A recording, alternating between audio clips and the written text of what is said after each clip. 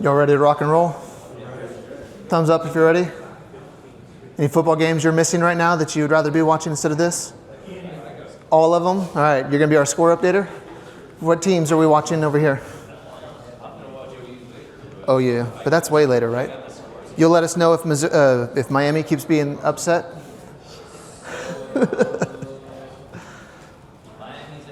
Miami's ahead, good. Any other scores we need to keep tabs on for the crowd? That's a sad one. I'm from Texas, so that's going to be a good one to watch. Excellent. Yeah, the good ones come on later tonight. All right, good deal. Hey everybody, I'm Chase. I'm a doctor of chiropractic. I'm from Houston. I'm here to hang out with you all today. Today we're going to go over a variety of things, but by way of introduction, I just want to share a little bit about me, because I'm egotistical enough to do that, but also just so you have an idea of who I am and why we're going to do what we're doing. How many of you have a really cool chiropractic story about why you got into the profession of chiropractic? Raise your hand if you're one of those people that you're like, chiropractic changed my life at one point, so I decided I wanted this in my life. Some of you can relate to that idea. Cool. So when I was 12 years old, I was playing, Pop Warner football, maybe 11, I don't know, whatever 5th grade is. And I got hurt playing football. Had some ribs knocked out, and I was like, man, I'm dying. I can't breathe. I can't move my arms, can't do anything like that. And I grew up right next door to Texas Chiropractic College. So my dad called up one of the friends from church, and he was like, hey man, Chase hurt himself. You're almost a doctor. Can you look at him and see what you think? And he's like, yeah, bring him over to the apartment. We'll check him out and see what happens. And we walked into this guy's apartment because he was just a college kid, and paper plates everywhere, beer cans and pizza boxes everywhere. Just the typical college life, right? And there's this portable table in his front living room area of the apartment complex. And he's like, well, lay down and let's see what we can do. And this guy did a lot of applied kinesiology. And so the first thing he did is he started muscle testing on my arms and legs and doing stuff, and everything just hurt. And then all of a sudden he had me rub on a spot on my liver. Well, my liver's over here, sorry. Rub on a spot on my liver, and then all of a sudden my muscles worked better and my pain was better and I could breathe again. I was like, man, that was the craziest thing that's ever happened to me in my life. And I just remember thinking after that 30-minute visit or so with this guy that, if professional baseball doesn't work out, I think I could do that for a living. That was really, really cool. And so that's how I got started into the chiropractic profession. I walked into chiropractic school thinking that all chiropractors did applied kinesiology and a lot of muscle testing and a lot of nutrition and a lot of things like that. And I realized I was the oddball, and that's not really the case. But in my office now, I still do a lot of applied kinesiology, a lot of muscle testing, a lot of functional medicine type things. I run labs on a lot of people, and I've integrated a variety of ideas and concepts. And so when I was trying to come up with what could we talk about today for our group of chiropractors, it was ultimately, what if you don't do labs in your office? Maybe that's a cool thing for you to know. Because that's how I started. I thought I could just muscle test my patients for every single thing I ever had in life. And I remember being in class and having these urine analysis classes and lab assessment classes and thinking, this is the dumbest thing in the world. I will never run a blood test on someone in my life. Because I'm a chiropractor. I want to freaking move bones and make things happen. And I want to muscle test people, and the muscle tests that I do, I felt like just told me everything I needed. So why in the world would I ever want to run a lab test on? And I remember arguing with my professor about it. Saying let the real doctors do that. We're chiropractors. We can do other stuff. And then all of a sudden I had a patient come in, a year or so into practice, and she's just getting great results. And she says, hey, can you look at my blood work for me and tell me like if everything's good? She said, I don't trust my doctors anymore. I was like, I don't know. Sure. And so she handed me this, and I was like, let me copy it, and I'll get back to you. And so I faxed it to my friend. I was like, hey, what do you think about this? And he looked at it, because he was telling me about this functional medicine class he had gone to and how to read lab work and everything. So he sent me back this note that had all these up, down arrows on it and some nutritional recommendations. I was like, this is perfect. She came in the next visit, and I just handed it to her and said, take these supplements. And it was the best nutritional visit I'd ever had in my life, because I did zero work. She bought supplements and went on with life, and she came back later and said, this was great. My sister needs some help too. Will you read her blood work? I was like, of course. So she handed me the blood work for that. I gave it to my friend through fax. He faxed me over the new stuff, and I gave it to her later and said, look, do this program. And she bought more supplements for my office, and I just said, this is the best thing ever. I don't have to know anything about labs anymore, because I've got this friend down in South Houston who's doing it for me. And after about 6 or 7 faxes back and forth with each other, he called me up and said, hey, there's a seminar coming up. You need to go to it. It's a thing that I did, and it'll help you with understanding what you're doing with blood work and why I'm telling you these supplements are things to do. So when I was thinking about how we might be able to do this class, I thought maybe we could start there. How many of you, by raise of hand, and don't be shy, how many of you are familiar and comfortable with blood work and you feel like you could just walk in and have a normal conversation with any doctor in the world about blood work? A couple of us. How many of you, if a patient brought you blood work, you feel like you would just die and you don't want to talk to them about it and you'd say, I don't know, go see someone who knows more than me about that. I'm going to reduce your vertebral subluxation or crack your neck or whatever you choose to tell them, right? How many of you feel that way, like blood work is scary or things? Anybody? Well, that's good, because at the beginning I thought, man, that was scary to me, because I knew nothing about it, because I argued with my professors the whole time about why I would never need this in life. But now, I run labs on everybody. I run a lot of labs on people, and I think it's a very valuable tool. And so we're going to talk about some of the stuff to where maybe you feel perfectly comfortable. Hopefully I can give you some good insight on that. Maybe you're good enough to see a lab, but you're not quite sure you want to run them on your own. But someone brings you something, we can talk about that and why there's value there. And we'll just kind of build from this idea of how lab tests in the chiropractic world can have a lot of value. Not only value for like your patient getting better, but value for you as the clinician who's looking at the patient as a whole and say, yes, I can help you with your musculoskeletal stuff. Yes, I can help you with these exercises. Yes, I can adjust you better than anybody else in town. But you've got some other stuff that's jacking you up that maybe we can support that area a little bit as well.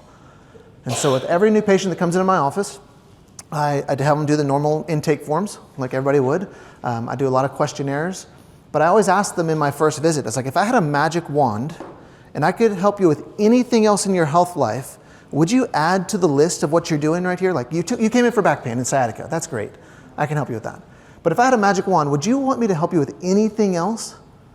And they just filled out 10 pages of paperwork with a bunch of questionnaires on it that says that their libido is low and they're having hot flashes and they're having all these other things that are going on. And inevitably they say, yeah, can you help me have more energy? Can you help me lose weight? Can you help me fix my blood sugar issues? Can you help my cholesterol go down? Whatever it might be, they will tell me more about it. And they give me permission to just do what I need to do as a holistic healthcare provider for them. And that finds value in their life as well as mine. Because I can adjust like nobody's business. It's great, and I love that.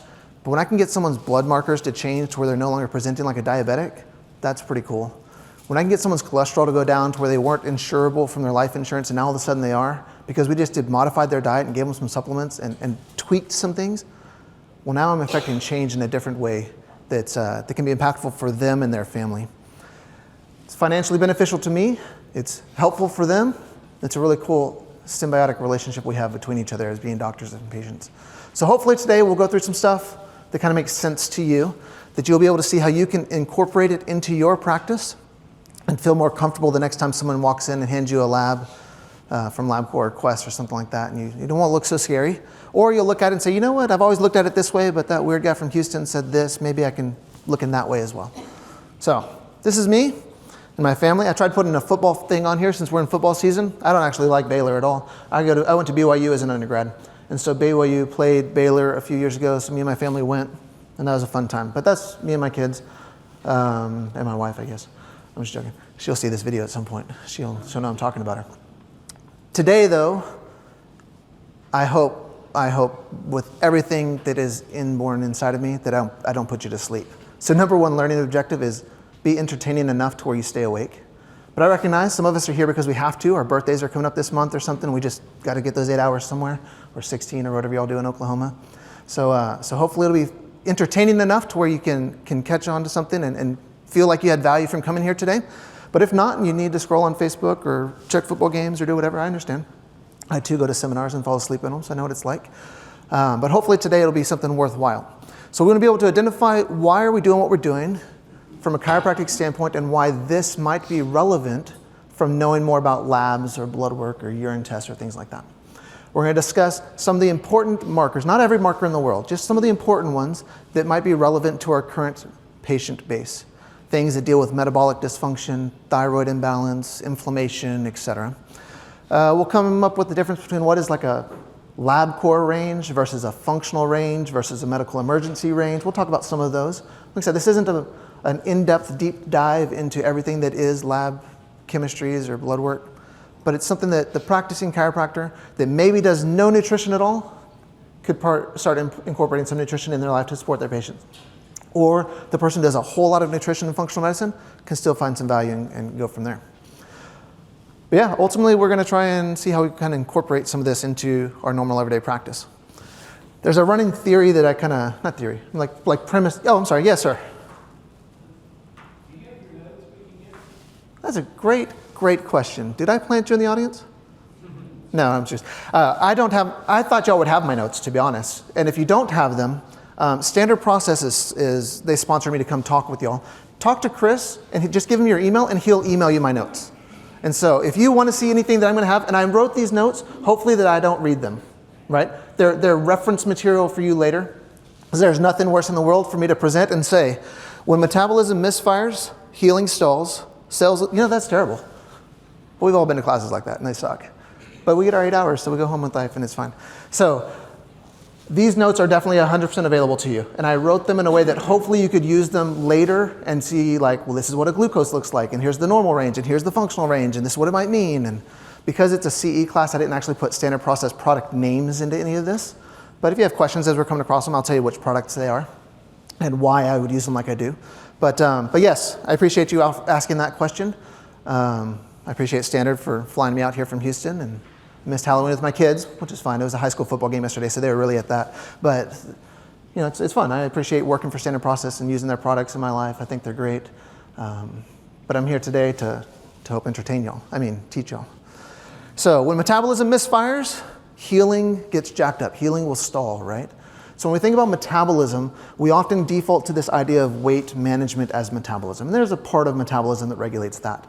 But metabolism as a whole, the way that cell no longer uses its energy efficiently, whether due to inflammation or hormonal disruption or metabolic imbalance of some kind, becomes diseased, right? And that dis-ease leads to dysfunction somewhere. And it might be localized pain. It might be systemic inflammatory cytokines or inflammatory hormone chemicals that are getting jacked up. And it might be all kinds of stuff. And the cool thing about metabolic dysfunction is it will show up differently for a lot of people in a lot of ways. And so us as clinicians, we can use our intake forms, our physical exam, laboratory tests, what the patient tells us, everything, to try and get to the bottom of this metabolic dysfunction and hopefully start to change it.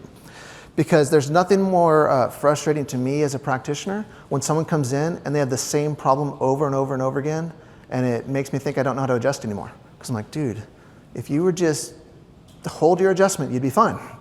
But what if there's something metabolically that's jacking them up, preventing them from maintaining that correction that we're trying to accomplish?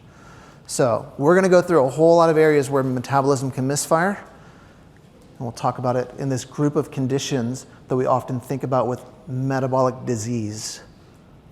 When I say the word metabolic disease, what comes to your mind? Let's be interactive today. Just yell it out. I'm sorry? Thyroid imbalance. Thyroid dysfunction, which we know there are a few types: hypothyroidism, hyperthyroidism, autoimmune Graves' disease, autoimmune Hashimoto's, autoimmune euthyroid. There's a variety of different thyroid things, but when thyroid shuts down, metabolic dysfunction occurs. Here's a key thing to kind of hone in life. Every cell of the body requires thyroid hormone to function. Is that weird? Like, if you have a thyroid problem, you can literally have any other symptom in the body if the cell is not receiving adequate T3 delivery. So I appreciate that, thyroid function. That's one of our ones we're going to very casually glance over today. I'll go more in depth with it tomorrow, because tomorrow will be a lot more hormonally driven when I speak. But thyroid stuff. What other things come up when you think metabolic dysfunction besides thyroid? Diabetes. Who said diabetes? Diabetes, it jacks people up. We heard earlier that, what do you say, like 1/3 of the conversations they had with the pediatric friend of his, they now have to discuss blood sugar stuff with kids. That's crazy. Diabetes is insane. By 2050, they say about 1 out of every 3 people in the United States will be diabetic. You know what else your cells can't do efficiently? I'm sorry, if your cells don't use carbohydrates efficiently to create energy, every single cell in the body becomes dysfunctional. So when you think about the cell, it needs 3 primary things to function every single time. Thyroid hormone, ATP synthesis through carbohydrate metabolic activity, oxygen. So if you're anemic, metabolically stressed, thyroid imbalanced, you're going to have inflammatory metabolic dysfunction. You also need to kind of rule out some level of immune disruption, because if you have autoimmunity, that jacks up cells, obviously, or if you have some fungus or mold or parasite doing something to you, that's going to disrupt function. And if you're dehydrated, that's probably another issue. But things we can see on a blood test super efficiently: anemias, thyroid activity, blood sugar handling. And if those are imbalanced, someone's going to have metabolic dysfunction. Anybody else want to read other things underlined on my slides and regurgitate them? Now's your chance. Look impressive to your friends next to you. Hormone disorders, that's right. Hormonal stuff can jack up all kinds of things, whether it's low testosterone, low estrogen, low progesterone, prolactinomas, all kinds of stuff that jacks up people. So metabolic stuff, that's where we're at, right? So I categorized some common symptoms for us to be mindful of, because it's super easy for us to walk in tomorrow morning, Monday morning, and Monday morning the new patient walks in and says, "I'm here for low back pain." You say, "That's great." You circle everything, you do your exam, you take your x-rays, you adjust their back, whatever you do. And we overlook all these metabolic symptoms they're also having. So this is to encourage us to think a little bit bigger with the next patient we see, right? So when someone has a problem like low back pain, and they say, "I'm also low energy and have fatigue and difficulty losing weight," hopefully that helps you remember that it's okay for you to do more to help that person get better. Because you're freaking amazing already. Like, you have so much education. They're coming to you ready to change their life and their health, begging for it. So energy and fatigue are really common things. Here's another group of things: symptoms, blood sugar handling issues. Do y'all ever use these real words like polyphagia, polydipsia, polyuria? Do y'all use those in real life conversation? I don't think I've ever said those words since I graduated school, but I felt like I needed to put them in the slides just for today's event. So this will let you think that I'm as smart as I think I am. Body weight and composition stuff. We heard earlier that if we just ate half of our meals from now until Christmas, we'll lose 15 pounds. It's a pretty good challenge for all of us to try it out and see if it works. Skin things. How many of you actually look at your patients before doing something, right? The skin will show all kinds of weird things going on. And so this is just a hormone-related. Can you all see those little mole things in there well enough from where you're seated? I was hoping the slides would be bigger on a screen, or at least that you would be closer to the screen. But when you get these emailed to you, you'll be able to see them better. How many of you have seen like the diabetic patchy rash on the back of children's necks, that dark skin? I can't believe how many times I see that like discolored, grayish, ashy looking skin on a kid that's in 6th or 7th grade. And I'm like, "Hey mom, have you seen this?" And like, "Oh yeah, we just tell him to wash better when he's in the bathtub." And we're like, "Okay, but let's get some blood work done, because this is a sign of potential blood sugar and diabetic type stuff." And it's crazy how the skin will start manifesting these symptoms when the body's jacked up. In Oklahoma, do you have to take blood pressure on people as part of your first patient exam? Is that like a state law for chiropractors to do that? Some states that is a rule. In Texas, I run blood pressure on everybody. How many of you just check blood pressure on a first visit? Don't be shy, it's okay. How many of you have never checked blood pressure on a person before? All right, not willing to admit it, but I have friends that have never checked blood pressure. They think I'm so dumb for checking blood pressure. But it's a sign. That's one of those silent things we don't even think about that can be metabolic activation or dysfunction that's leading to an inflammatory state and impacting how someone is feeling. Brain fog, mood swings, poor sleep, headaches. How many of your patients have ever presented with that? Those could be metabolically derived as well as subluxation induced. Pain, of course, is all over the place. We often think about that. So here's a little boring slide that we can just look at and all fall asleep to together. But basically, when you have metabolic stress, it starts creating systemic cascading effects of dysfunction throughout the body. And we all know this. When your cells don't receive adequate blood sugar, adequate hormone, adequate oxygenation, the cells become dysfunctional. As they become dysfunctional, they tend to swell. When things tend to swell, they tend to work less efficiently, and it's this vicious cycle that goes over and over and over again, manifesting in some situations as pain, in other situations as anxiety, in other situations as neuropathy or weight gain or whatever it might be. The cool thing is we get a chance to dig into some of that stuff. So this slide will pop up like 5 more times because the light pink there will be the next section that we cover. So right now we're going to go down a little bit more into metabolic syndrome and how that presents in people. How many of you have ever seen someone, actually, before we do that, let's map out what metabolic syndrome is. We're going to take questions, like raise your hand and tell me a symptom of somebody who has metabolic syndrome. What does metabolic syndrome look like when the person presents to your office? That's what I'm really asking, I'm sorry. So when someone walks into your office and you look at them and you say, you have metabolic syndrome, why do you think that? Overweight. Obesity is a common sign of metabolic syndrome. What other things might you look at and say, you probably have metabolic syndrome? I can't hear you remembering. Ashen pallor, so their skin quality and characteristics are less than what you would expect them to be. What's another one? Skin tags, right? So ashen pallor, skin tags, is the physiologic efficiency of the skin is less. So not only do we typically see obesity or weight changes, but now we start seeing skin characteristic changes. Is there anything else that you think of when you're like, this is definitely a metabolic syndrome person? Even if it's through your exam, like as you're starting to do stuff. Thinning hair, right? Sometimes it's metabolic syndrome, sometimes it's choices, right? I was going to pick on someone who shaves their head, but he's not looking at us. Just joking. Both of you looked up all of a sudden when I did that. So metabolic syndrome, right? Well, the interesting thing is you can have metabolic syndrome and still be normal weight. Any of you ever heard of being skinny fat? Like you have high cholesterol, you have high blood pressure, you have high triglycerides, but yet you have a normal BMI. That's a characteristic sign of metabolic syndrome. And you would never think that walking and watching this person walk down the street at the mall. You'd see that person and say, oh, I want to look like her someday. And for all we know, she's metabolically syndromed as well. And so there's value in digging a little bit deeper rather than only using our eyes to identify metabolic syndrome. So the definition of metabolic syndrome is having 3 of 5 qualities. So either high blood sugar, high blood pressure, low HDL or high LDL, high triglycerides, and excess fat around the waist.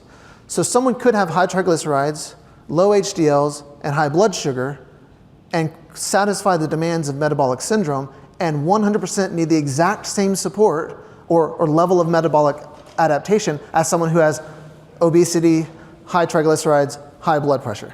Does that make sense? Like, they're 2 different presentations. One of them is someone you look at the mall and think, yeah, they're fine. And the other person you look at and say, put the cupcake down, buddy, right? And both of them can still have this metabolic syndrome issue going on.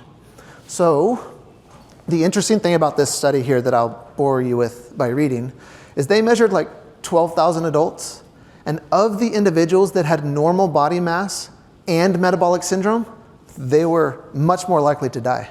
Isn't that crazy? We don't even think about that, but you could be changing someone's life by just identifying metabolic syndrome in their life and just helping them not die sooner. So 8.6% of the people there. That's crazy. All right, so what is it? How do we diagnose it? 3 or more of these things here. That's boring. Y'all can read that later and figure out how to diagnose someone with metabolic syndrome. Blood pressure. How many of you for real really like measure blood pressure? Raise your hand really high if you measure blood pressure on most new patients, if not all. Okay, how many of you sometimes measure blood pressure on people, but like if it's warranted through their symptoms? Sometimes. I think it's an appropriate answer. And how many of you like really never really check blood pressure because you're like, that's a silly test? Understandable? I was that way for a long time. Trust me, I like never ran blood pressure on people. I was like, it's dumb. I just want a muscle test, right? Because I do AK. I'm like, I don't need blood pressure. That's a weird test. But then I learned more. And I thought maybe I could benefit from blood pressure. So functionally, there's value in more than just what the number is. So you can y'all diagnose hypertension in Oklahoma? In Texas, I couldn't say those words. I could not say you have hypertension. I could say you have blood pressure consistent of someone that has hypertension. You need to get that checked out with your primary care physician. That's the standard line I'd have to say in Houston.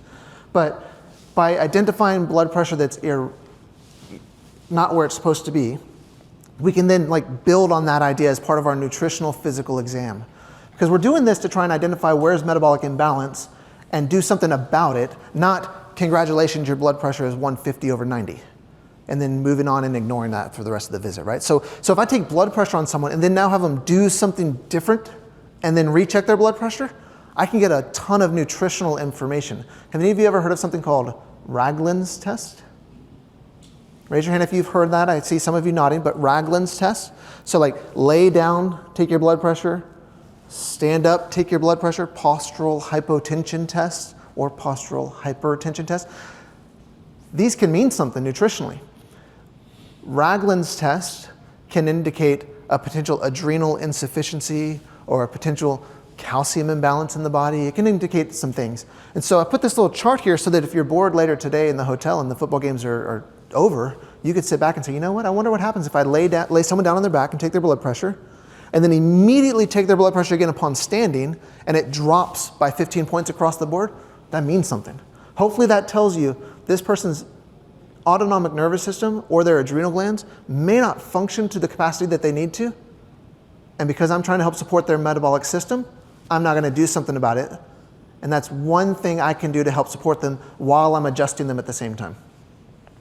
And so, for example, if I measure someone supine and then immediately stand up and they drop in systolic by 10 points or more, adrenal reserve may not be enough. I might need to support that dysautonomic or adrenal activity. That's orthostatic hypotension. Just out of curiosity, how many of y'all use nutrition in your practice? Raise your hand really high and proud because you're excited. You sell supplements to people. A pill for every ill, right? Do you sell supplements in your office, David? Do I do what? Supplements in your office? No, but you could. New York lets you, right? Yeah. You can't trust Yankees. They're weird sometimes. Like their laws, not you, David, but the laws. Yeah, I got you. You can still use nutrition and personal injury. We'll talk about some of that in a minute too, though. But for example, if you have supplements, what might you think of for someone who might need adrenal support? Let's just brainstorm this for a second. Because some of you use supplements, and let's pretend tomorrow we all take someone's blood pressure lying down, and then we stand them up, and we take their blood pressure again, and it goes from 120/80 to 105/60. We now think in our mind, this slide, orthostatic hypotension, maybe they have a dysautonomic activity or adrenal reserve insufficiency. I now am going to be a more well-rounded clinician and support this person's adrenal insufficiency. What type of thing might I do? Let's hear from the peanut gallery. What would y'all do? What's something you would do? Some type of B vitamins, right? Do B vitamins help support the adrenal glands? Heck yeah, they do. That's a great idea. What's something else you might do? I'm sorry, what did you say? Drenamin. Drenamin. Now, if you don't know what Drenamin is an adrenal desiccated product from Standard Process that also has some B vitamins added inside of it. Also has a little bit of vitamin C added inside of it. So it's like a whole food adrenal-based support for the hypothalamus, pituitary, and the adrenal glands. That's a brilliant idea. Even from, I'm not supposed to talk Standard Process products, I don't think, but that's a good idea. B vitamins, Drenamin, what else might we do? If you had an adrenal support patient and you're thinking, I want to help this person, what would I have them do? DHEA, that could definitely be something to support them, right? Your adrenal glands are going to make DHEA, which are then going to cascade over into the other sex hormone pathways to make estrogen and testosterone and things like that. But giving a little bit of aid to that, say, hey, here's some raw ingredients that you're not making on your own. Maybe you're just too tired and that's why your adrenals suck whenever your blood pressure goes up and down, right? Anything else you might do to support this person? A green cocktail, some more adrenal cocktail. I love it, supporting those adrenals, right? Let's go like non-supplement, non-herbal. And you still saw this. I still agree with these ideas. I would give them, Drenamin, adrenal complex, things like that. But yeah, hopefully you're going to adjust this person and see what happens. But what else might you do? We're playing doctor today. What are we doing today with this person who has adrenal insufficiency? Blood work. Might do blood work. I would do blood work. You might do saliva panels. You might do a Dutch test. You might do all kinds of stuff. You might investigate that a little bit more. Would you ask them to sleep more, hopefully? Like, hey, what is your sleep like? I see your blood pressure just dropped 20 points. Do you sleep? Yes, I sleep. Okay, how much do you sleep? Oh, I'm only 4 hours of sleep and I live on 6 cups of coffee a day. Right. That could be indicative of this, right? And I could give them so much Drenamine, but if I never change their sleep or modify their diet or try and reduce that stress load somehow, I'll sell a lot of Drenamine, but that person may not get better, right? So we're going to look at it a little bit differently. But these are some cool ways we can use our normal everyday exam to glean a little bit more insight into that person. Takes maybe 3 minutes to do blood pressure twice if we're super slow and explaining everything we do. They lay on their back, you take their blood pressure. They stand up, they take their blood pressure. You write it down, you write it down. Between that visit and the next one, you look at this chart and you say, adrenal went weak, adrenal's overexcited, everything seems normal, right? So a way to implement an extra level of clinical assessment while working with these patients that we're already seeing every single day and already checking blood pressure with and going from there. Here's some more fun things you can do in case you ever wanted to look at your pulse pressure. That can indicate different areas of thyroid or adrenal imbalance. Everybody knows what pulse pressure is? The difference between systolic and diastolic. So if you have 120/80, your pulse pressure is 40, which would be normal. So therefore, when you have too narrow of a pulse pressure, that can mean dysfunction. Too wide of a pulse pressure can also mean dysfunction. And we can support these individuals to help them with their metabolic insufficiency. All right, so let's run through a case study. Everybody's gonna need to put on their thinking caps. This is a real person that walked into my office, and I'll read this because it's pretty small letters, but it says, 36-year-old male. His wife's a patient in the office, because that's how it always is. The wife always drags their husbands in after 3 or 4 years. So 36 years old, he comes in finally because he's having neck pain that's pretty bad with a crazy headache, upper back tightness with limited range of motion of the neck. He's not having radiating symptoms down his arm or anything like that. He's 6 foot, 296, so he's a little bit overweight, BMI of about 40.1. Doing all your orthopedic-y things. He was negative for all these really weird tests. Basic myotome testing was fine. His pupils were equal and responsive, and his cranial nerves were normal. What are you going to do to him? This is everything you know about him right now. What are you doing? Don't be shy. You're amongst 100 of your closest friends. What did you say you would do? You're going to adjust the crap out of his neck, right? And put that bad boy back in place. Hopefully we're going to think about that, right? Because we're going to do some stuff structurally to him. Anybody else do anything different? If this is all you know about him, you're going to probably start with adjusting. Raise your hand if you would do something else versus what we already have. Yes? Why would you take his blood pressure? Crazy headache. And my last 4 slides were about blood pressure, right? So, yes, I would also check his blood pressure during this, because anytime someone comes in and says, I've got a crazy headache, this is different than normal, I'm a little bit cautious. I'd like the idea to adjust him. I definitely want to adjust this person right here. But I'm just going to take one extra step and rule out that this guy's not like dying on me, right? Because I don't want that in my office. You can do it anywhere else, but not in my office. So you take his blood pressure, and while he's laying on his back, it's 190/105, and then he stands up and it goes to 210/124. You still going to adjust him? How many of you would still adjust this person on that first visit? Manual adjustment, Gonstead, diversified, something like that. I wouldn't. I have an arthrostem, or like a little thing. I like across the room, I was like, here goes. All right, now go get some real tests done. But yeah, so that's a whole new thing that just happened because we had one extra test that happened. Right here, we're thinking, no big deal. Regular neck person comes in, we adjust these people all the time. People always come to see us that have headaches. They always come to see us that have neck things. We took one extra step and potentially saved me from a lawsuit from this guy stroking out on the table, but also possibly saved him, right? So I told him, I said, hey man, we're going to not really adjust you today. I don't know if I used my arthrostem on him or not, I don't really remember. But I said, I'm not going to adjust you today. And he's like, but my wife said that you adjust people. I was like, oh yeah, I adjust people, and I'm really good at it. But I'd prefer to not kill you today. I would love it if you just head on over to the doctor of your choice, probably the emergency room, cardiologist, somebody, because you have astronomically high blood pressure. Now, could this blood pressure be a result of the pain he was in? It could have. Could this blood pressure be causing his pain?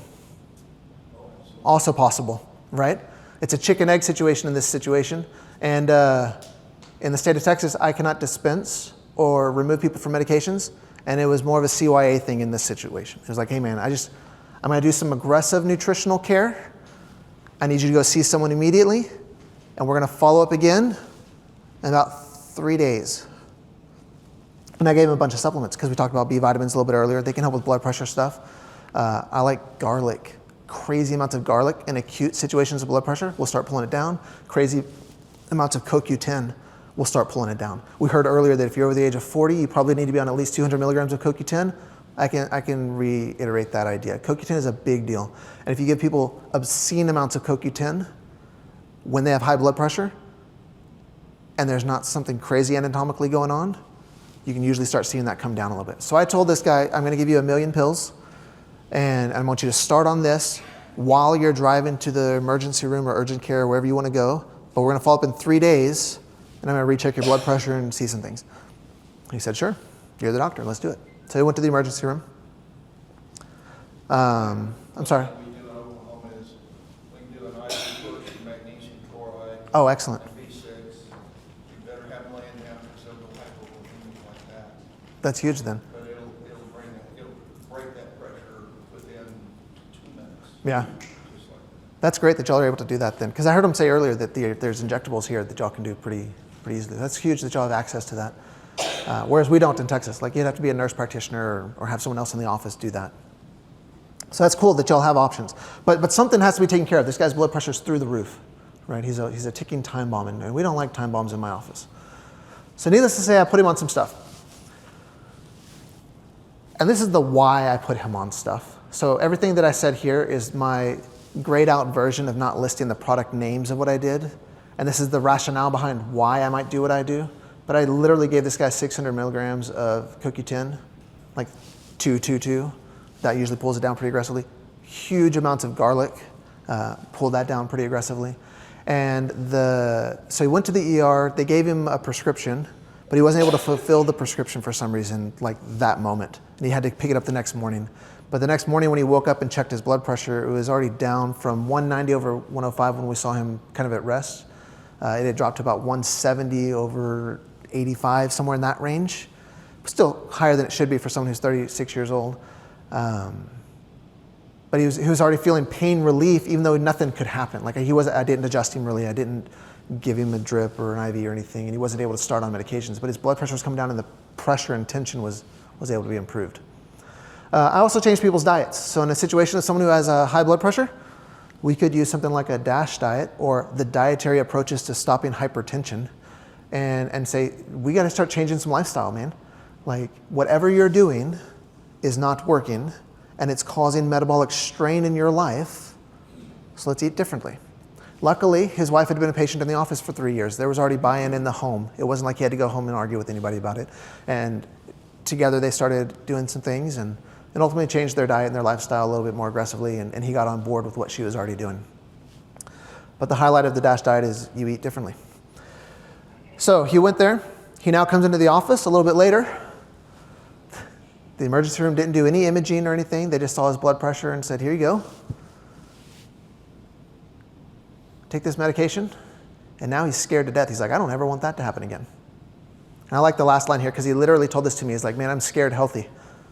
I'm ready to do whatever it takes to not ever have that experience in my life again. Because when you told me 200 over 100 blood pressure, I almost had a heart attack just hearing those numbers. And I'm not a clinician. I'm just like a AV guy at the church. But I know that's wrong. I need to lose some weight, need to do some things, need to make some changes. So what would you do if he now comes up to you and says, let's make some changes? You already put him on the DASH diet. You've already started supplementing and supporting cardiovascular function using, heart tissue extracts, kind of like with the idea of Drenamin that we mentioned a little bit before. We can support with heart tissue, we can support with B vitamins, we can support with CoQ10, garlic. We're already metabolically like giving him food that he hasn't had for a while. And now we've adapted the food he's eating to be, lower inflammatory, more cardio supportive. Anything else you want to know about this guy? It's now visit 2 in your office. He's on a medication. He's still a BMI of 40. His blood pressure is trending in the right direction, but not perfect yet. What were you saying you would do? Heroin? No, blood work. Blood work. That was the sign for blood work. I'm sorry. Just joking with you. So draw some labs. Yeah, I would do some labs too. So I did some labs on him. Oh, I'm sorry. I had him track his food, And I think that's a big helpful tool for people whenever they're trying to make lifestyle changes. So this is a form that you can have 1 million tearaway sheets for free given to you from Standard Process, but it's just a food log. Lots of research show that whenever you track your food, you eat better. You lose weight. Your blood sugar numbers get better. Just by tracking it. You can still eat 2 pounds of M&Ms a day, but as long as you tell yourself that's what you're doing and you log it, magically you start eating less and you magically just kind of get better because you hold yourself more accountable just by logging. So I'm a big fan of tracking people's stuff. I use it digitally a lot more than I use paper. So I like to have people download apps like MyFitnessPal, or if they're willing to pay money for a better app, I'll use Macro Factor. And I'll use these apps as tracking stuff, but huge amount of information there. So this is just a quote. If they're blue like this, they're quotes I made up at some point, I guess. I forgot that I had this in here. But lots of randomized studies show that when you monitor your diet, things get better. We knew that though. So this is the blood test that I ran on him. This is the blood panel I run on most of my patients if I'm doing like a new patient panel. And I fully don't expect most of you to run this test on everybody. It just happens to be the way that my brain works, and I like to run these labs on people.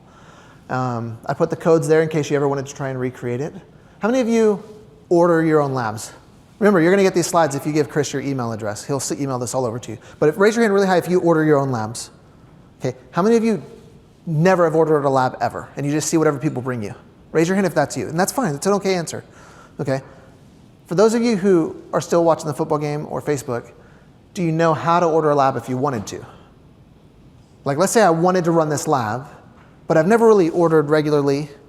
Do you know what your step would be? Fill up the thing.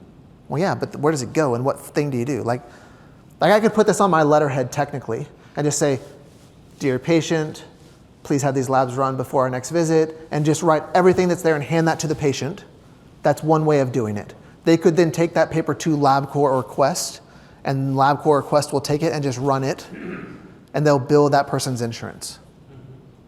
I don't recommend that. It's stupid cost prohibitive on the person, especially if they have a high deductible plan or their insurance isn't paying for it. But that's technically a way you could do this. If you've never ordered a lab before, you can just put it on your letterhead, sign it, hand it to the person, make sure your NPI is on there, blood work can start getting done. You could potentially send them to a place like Any Lab Test Now. Do y'all have those here in Oklahoma?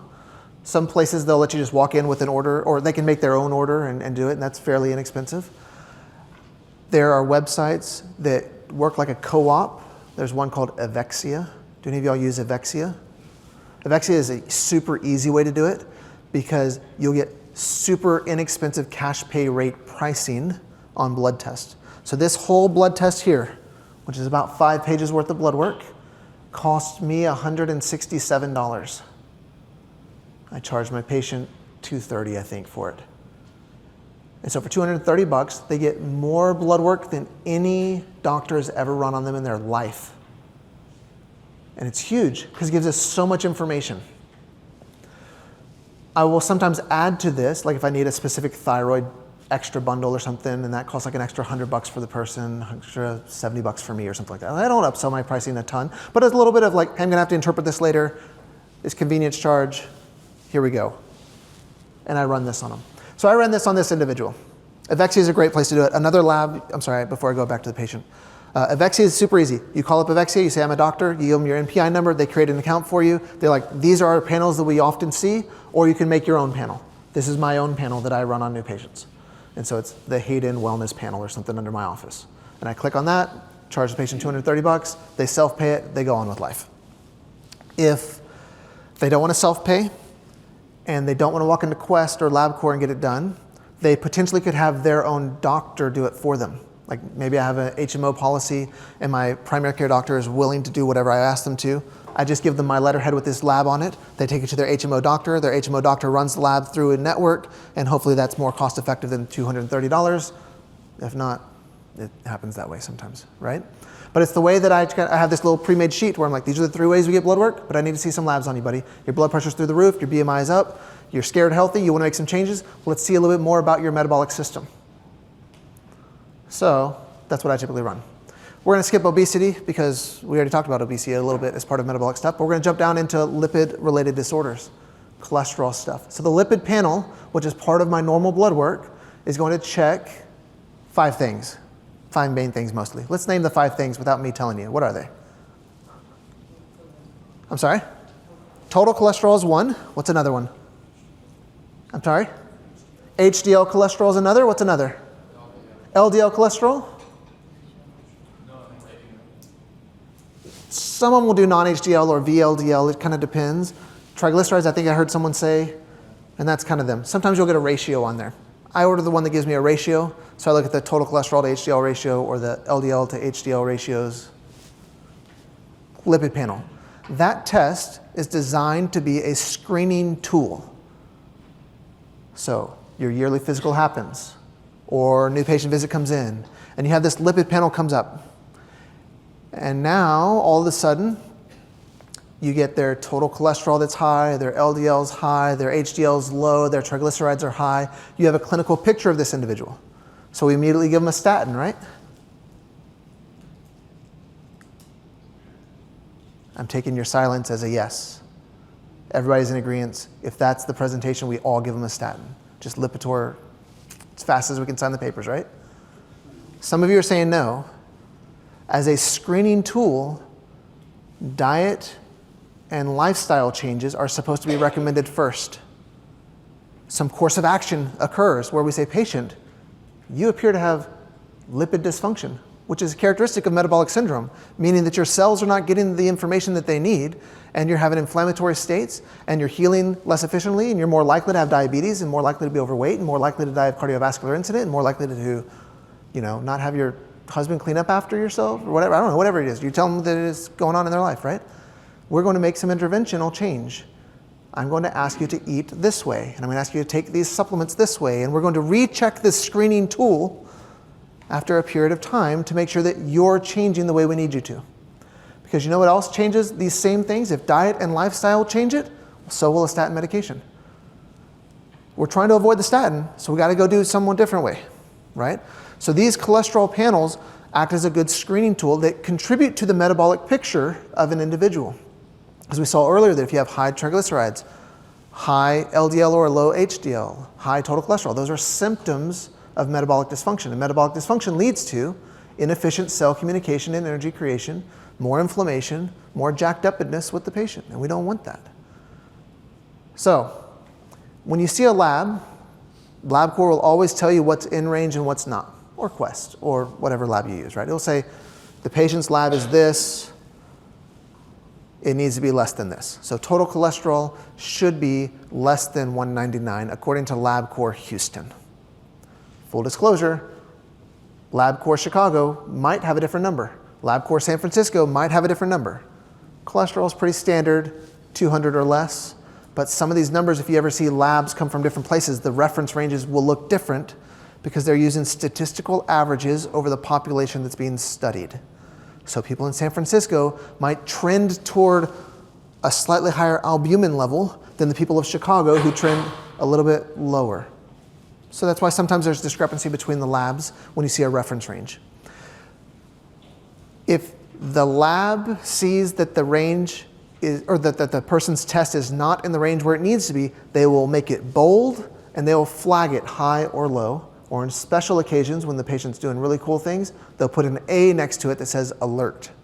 And that's usually when you or your office will get a phone call on the weekend or after hours from the lab that says, Dr. Hayden, we just want to let you know we have the results from this person and their ferritin is 2. We want you to be aware of that. And I say, thank you very much. I will let the patient know. And I call that patient up and I say, remember your appointment in a month? We're going to see you next week or earlier, because we have different values that are showing up. And so alert levels usually prompt a phone call from the lab to your office, but they will be flagged somewhere. But there's this other gray area called your optimal or functional ranges. And full disclosure, there's no perfect answer for what these numbers are. The quick and dirty way, if you ever wanted to make up your own functional ranges, is to take the reference range, chop off 10%, and there's an optimal range for you. So if you ever do some random weird test, like you're checking interleukin 16 on somebody, and you're like, well, Chase doesn't have interleukin 16 on this lab, what's the reference range for it? Just pull 10% off either side, and if they're outside of that, you probably want to have a discussion with them because they're trending too close to one side or the other. when the labs are doing reference ranges for most laboratory tests, not all of them, most of them, they use standard bell curve averages. They plot everybody on a chart, they make a bell curve, they take a standard deviation of 2.5% off the top, standard deviation of 2.5% off the bottom, the reference range is what's left over. But by definition, that means 95% of the people being tested fall within normal ranges. But 95% of the people getting blood work don't feel normal. Okay? So there's a discrepancy in that world somewhere. Tests like triglycerides and cholesterol are fixed lab numbers. They just want them to be there, so they don't quite hit the standard deviation model. But other things like globulin or creatinine or some of these other weird tests have this bell curve application tied to it. So sometimes these numbers are accurate, and sometimes they can still work within a functional model. So these are the numbers I use for my functional ranges. Essentially, if someone's triglycerides are less than 90, I don't even care about the rest of the cholesterol panel for all intents and purposes. Because if they're less than 90, they're probably having fairly decent blood sugar handling, and they're probably making changes in the right direction. So this person we were talking about before, this 36-year-old guy who had crazy blood pressure, if hypothetically his blood pressure was through the roof and his cholesterol test showed triglycerides less than 90, at that point I'd say that's weird, because I wouldn't have expected that on a first test. But if his cholesterol was high and his triglycerides were high, and then 60 days later his triglycerides are less than 90, I'm not worried because he's on the right track. He's moving like I need him to. Does that kind of make sense? So depending on what's going on with what you know about the patient, you might use these values a little bit more aggressively or not. But there's some, like a quick reference chart for Monday morning. The next time you have a blood test that comes in, you can just flip that up there and say, okay, you're at least not having bold and highlighted words from the lab telling me you're jacked up, but maybe there's some functional work we can work on here. So, because I was attempting really, really hard to prove to y'all that my reference ranges are accurate, I went and found 4 million studies on all these slides. But we're not going to read them because it's so boring, and I'll put you to sleep and I'll put me to sleep if I read these slides. So I apologize for not reading these slides to you. Just know that what I'm telling you is true and accurate, and you just need to listen to me. Does that make sense? So here's studies that show less than 150 is great, less than 90 is better. There's a neat slide that ChatGPT made for me in an attempt to show you through visual aids why less than 90 is still good. We're good? On the same page? Here's another one. Boring. People die when their cholesterol is still normal, but not where it's supposed to be. That's what that slide means. More boring stuff. All right. How many of you consider an elderly person with osteoarthritis? How many of you have ever seen someone with knee pain that's over the age of 65? And you take an x-ray or you visualize their gross anatomical deformity and you're like, wow, you probably have arthritis, right? There's a strong probability they also have high cholesterol. Because you know what's really weird? They did this paper with a whole bunch of people and they said the people that experienced pain had higher cholesterol than those that didn't. And you're like, what? How is cholesterol affecting their pain levels? And the answer is, it's not direct correlation, but it's metabolic dysfunction. When people have metabolic syndrome and they're inefficient in their cellular communication, regardless of what the bone looks like, that inefficiency is much more likely to have pain go up.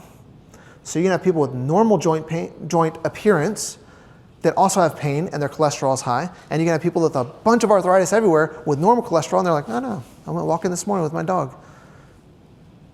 So the bone doesn't necessarily mean it, but the metabolic dysfunction that can be manifest through things like high cholesterol can give you an indication that there's more going on than meets the eye. Even though we like taking those x-rays and showing people how jacked up their knees are. But tendon pain and structural change is a huge amount of information that when cholesterol starts going up, you are much more likely to feel it in your joints and in your tendons. So let's just lower it down for them. How do we lower it? How would you lower cholesterol? I've talked too much already. How would you lower cholesterol? What's something? Red yeast rice. That's a phenomenal way of doing it. It's like an herbal statin. To be fair, though, if it works, that means they have pharmaceutical levels of statin medication in that natural product. So it's a weird way to get around the FDA by giving people red yeast. What's something else you might do, though? Because that's like an herbal statin. So, but remember we said statins might work. because that's going to lower something. But how else might we lower someone's cholesterol, which in turn would help them be more metabolically efficient? Were you raising your hand? Oh, okay. I won't call on you then, unless you want me to. No. Fiber. Someone said fiber? So increasing fiber is going to lower cholesterol. Using something like a statin, whether pharmacological statins or herbal statins, can help lower cholesterol. What else might we do? CoQ10 can be super efficient. In fact, here you go.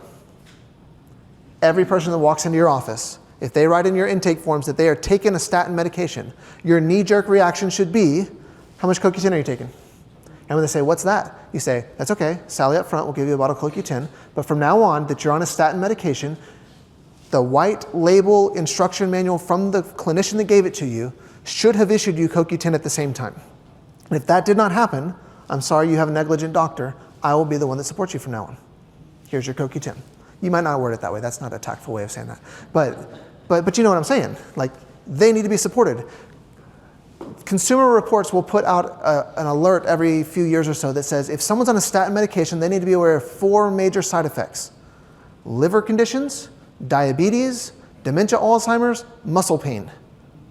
CoQ10 helps limit that. So therefore, when they circle Lipitor on their intake form, and you ask them how much CoQ10 they're taking, and they say, what is that, or I'm not taking any, it's time to have a conversation that says, if you're going to be on that statin, which I hope we will be able to work together with and get you off of that, but if you're going to continue on that, I need you to be supported in this way so that you don't have the 4 main characteristic side effects that stem from cholesterol mismanagement and statin medications. Best taken in the morning. I'm sorry? Best taken in the morning, yes, I approve with that. But it'll also do some other things with help with ATP creation and electron transport chain activation from the mitochondria. Like CoQ10 is huge, and that's why we want that in our life. You get CoQ10 from liver, in case you ever wanted it from a whole food source, and heart tissue if you ever eat heart. We'll go on a side tangent real fast just because I want to entertain you with fun stories. I told y'all before I went to BYU. If you connected the dots, you may have assumed I'm Mormon, and that is correct. And as a Mormon missionary, when I was 19 years old, I went to Chile, and I was talking with this family, and they're like, hey, come to our house and let's eat dinner tonight. And I was like, that's great. They said, we're going to eat heart. And I was like, ha ha, you're making fun of the gringos. Sure, we'll come eat heart at your house, who cares?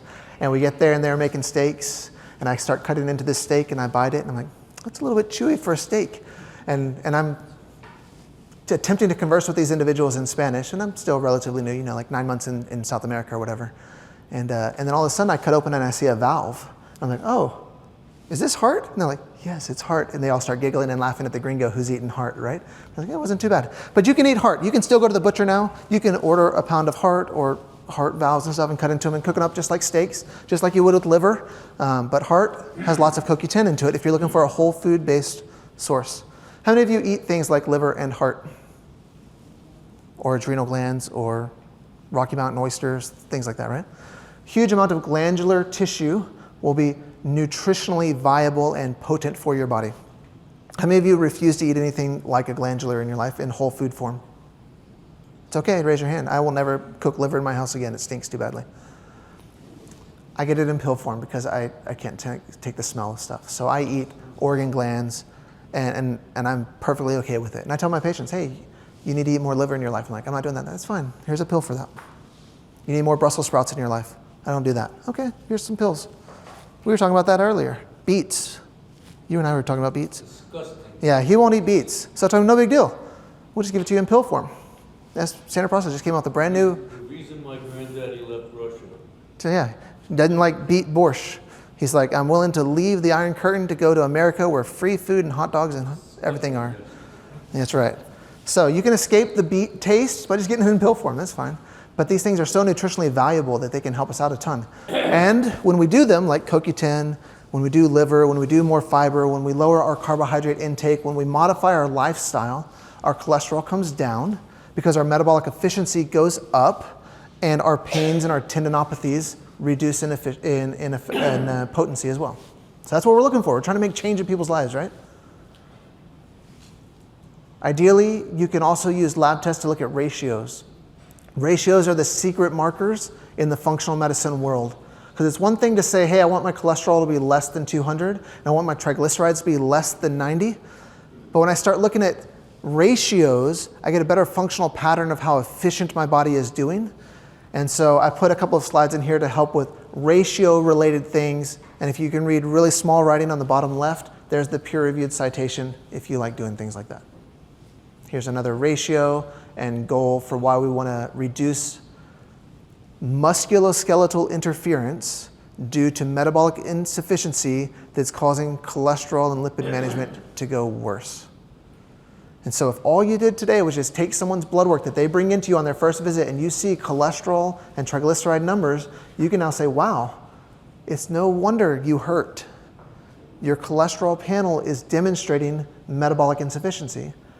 And as someone who wants to help you get to your health and wellness goals, not only will I adjust you today, and laser you today, and tensing you today, and decompressing you today, or whatever else you're going to do to that person, I am now going to have you track your food, digitally or on paper, so we can start changing metabolic activity in your life. I'm going to support these insufficiencies through things like CoQ10, through beets, through liver, through things like this, and we're going to help you to be metabolically more efficient so that your inflammatory load comes down as your cells work more efficiently. And that's what we're attempting to do with these individuals. We're helping them out. More slides you can look at later. So let's look at this patient. And I knew that this would be hard to read, so I recreated this over here. So let's imagine you have this 53-year-old male that comes into the office. His total cholesterol is 118. That's pretty good. His triglycerides are 284. His HDL is 26. His LDL is 36. Y'all can read that. You can see his triglyceride to HDL ratio is moderately off the chart. Okay? Let's think about conventional approach to this individual, because they don't look at ratios in conventional medicine. This is more of a functional medicine idea. We walk into the doctor. Your total cholesterol is 118. What's the doctor do? High fives you. Your cholesterol looks amazing. Yeah, your triglycerides could lose a little bit of work, but your cholesterol is great.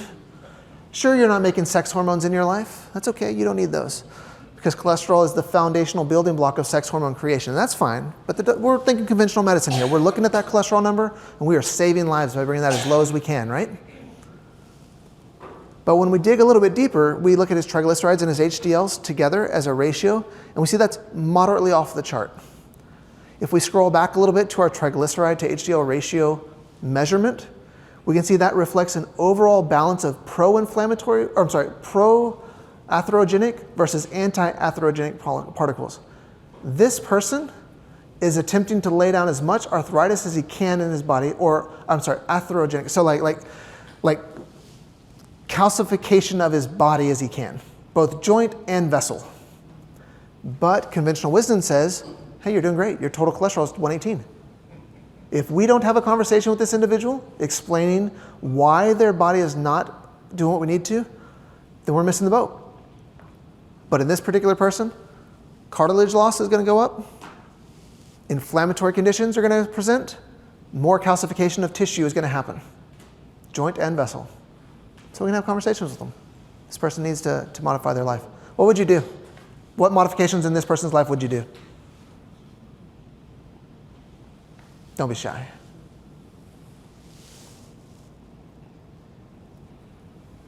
Isn't that weird? Like, what would you do? Because this is Monday morning. I'm showing up to your office. I'm a 53-year-old man. I'm so proud of my total cholesterol. I just want a pat on the back from my chiropractor. Hey, cardiologist gave me a thumbs up and says, you're doing great, man. Just keep on going. But now my chiropractor wants to change my life for the better. What do you do?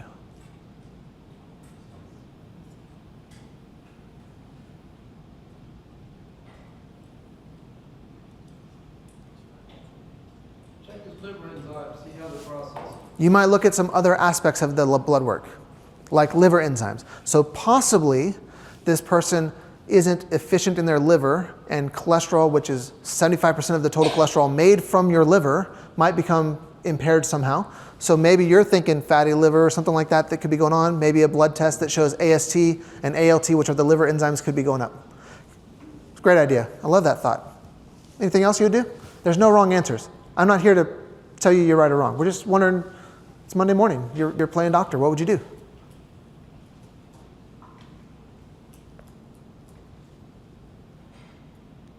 I remember what I did now. I had to look and see real fast. So I like to support things. I modify people's diet every single patient that walks in. If they've got an issue, I'm like, great, let's change your diet because you probably eat like garbage. But I eat so good, doc. Cool, let's track it for a week and see how you really eat. And they come back and say, I'm so embarrassed with how bad I eat. Right? Like, just write it down. It's scary how good we think we do until we write something down. And then all of a sudden we're logging it and we're realizing, I eat more M&Ms than I thought I did. Or I drink more alcohol than I thought I did. Or maybe I do eat more than just one chip like they say on the commercials. And when we track it, it starts being a big deal. But I wanted to support this guy's triglyceride-related issues. So I put them on a low-carbohydrate diet. Lowering carbohydrates is one of the fastest things you can do to bring someone's triglycerides down. And so that's what I did. I said, hey, whatever you're eating, let's just cut your carbohydrates in half. Nothing crazy. I didn't make them go gluten-free, dairy-free, corn-free, soy-free, fun-free, anything like that. I just said, you eat a whole potato at night, just cut it in half. Eat half of that potato. You eat 2 scoops of rice with your meal, just go half of that. Just do 1 scoop of rice. Do this till Christmas, you'll lose 15 pounds. That's what we were talking about with him. Some of y'all are catching my sarcasm. Sorry. I'll be more tactful, I promise. So we started on a lower carbohydrate diet, but then I started giving him a high amount of EPA and DHA. At the same time, I wanted to try and increase some of the good fats that were going on to increase his HDLs because they were super low. Gave him some other supportive things through dietary things. Here's a new person. This is not the same person. This is a new one, though. New case study. But more or less what I tried to do is give him good, healthy fats, lower the carbohydrate intake, watch his cholesterol stuff get better. So let's look at this one. This one's really cool. You'll notice the date is November 13th, 2000. How many of you think this was my patient? No. I was a senior in high school at this point. This is my dad's blood work. But like I said before, we saw this friend of ours who was an applied kinesiologist and did blood work and integrated whole food-based nutrition and things like that into clinical care. And so this was my dad. He was 52 years old at the time. His total cholesterol was 256. His triglycerides were 477. His HDL was 31. His LDL says it was unable to be read. His triglyceride HDL ratio was 15.4, so creating a tremendous amount of inflammation.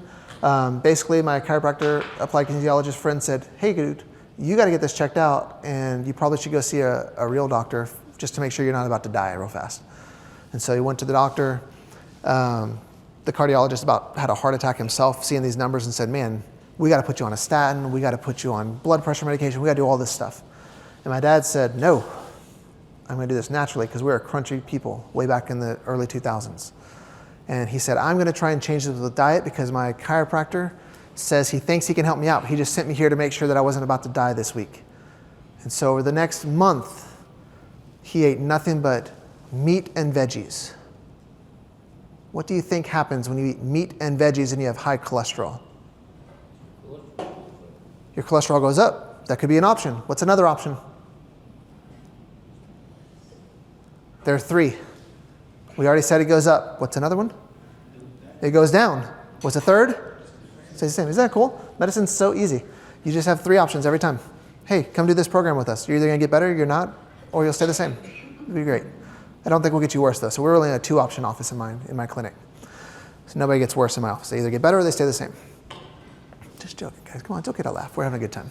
So this was him, November 13th, 2000. 27 days later, on December 9th, 2000, his total cholesterol was 165. That is better. His triglycerides were now 159. They had dropped 318 points, which is also better. His LDL cholesterol was more or less the same. It didn't really change too much, which is an option. His LDL cholesterol, which could not be read, was now 104. His triglyceride to HDL ratio, his sign of inflammatory creatine calcium deposition, improved substantially. And basically he was told, please stop eating crap. Only eat meat and vegetables for your life. Because there was a substantial change in a month. Do you know what? This is not shocking to me anymore. We see this all the time. If we can get people lower carbohydrates, higher protein, regulate their fat, it is not an unreasonable ask to see their lipid panel change. He probably did supplements. He's too old now to remember what he did back then when I was asking him about it. I mean, he's not that old. He's like 76 years old. But I was like, hey, what supplements were you taking with this? He's like, I don't think I took any at that time. I think all he had me do was just meat and veggies. I couldn't even do fruit. I couldn't do grains. I couldn't do anything fun, just meat and veggies. And he wanted to see what would happen after 30 days. That was my dad's recollection when I was making this up again the other day. But that's kind of cool. And this happens regularly. Even though sometimes it does go up. Unfortunately, I have patients where I'm like, hey, your cholesterol is terrible. Let's put you on this low carb, higher protein diet. And they come back and it's not better. I'm like, that is really weird. Are you really doing what I asked you to? And they're like, yeah. He's like, all right, let's try changing it up. And I might put them on like a 21 or 28 day purification program where they just eat nothing but vegetables and fiber. Like get that fiber up really high and try and support liver detoxification. And I'll put them on like a vegetarian cleanse while supporting them nutritionally with some different products. And when I do that, and then their cholesterol lowers, I'm like, ooh, you might be one of those weird genetic people that don't tolerate protein and fats the way that we hope you would. Whereas in my dad's situation, meat and veggies was perfect. He ate that and everything got better. Some people, there's that nuance. And so I hate to paint the same stroke of the paintbrush and say everybody needs to eat this way, because clinically I don't see that all the time. It's a good starting point for most people, but occasionally if I stick people on a meat and veggie diet and their cholesterol doesn't dramatically improve, I will put them on more of a vegan or plant-based, like real plant-based, not like rice cakes and peanut butter based, but like real plant-based, high fiber, high vegetable content food, fruits and vegetables, just start throwing them down the gullet, and a lot of times that pulls their numbers back down. Any of y'all ever heard about the blood type diet? Eat right for your type, somewhat familiar with that?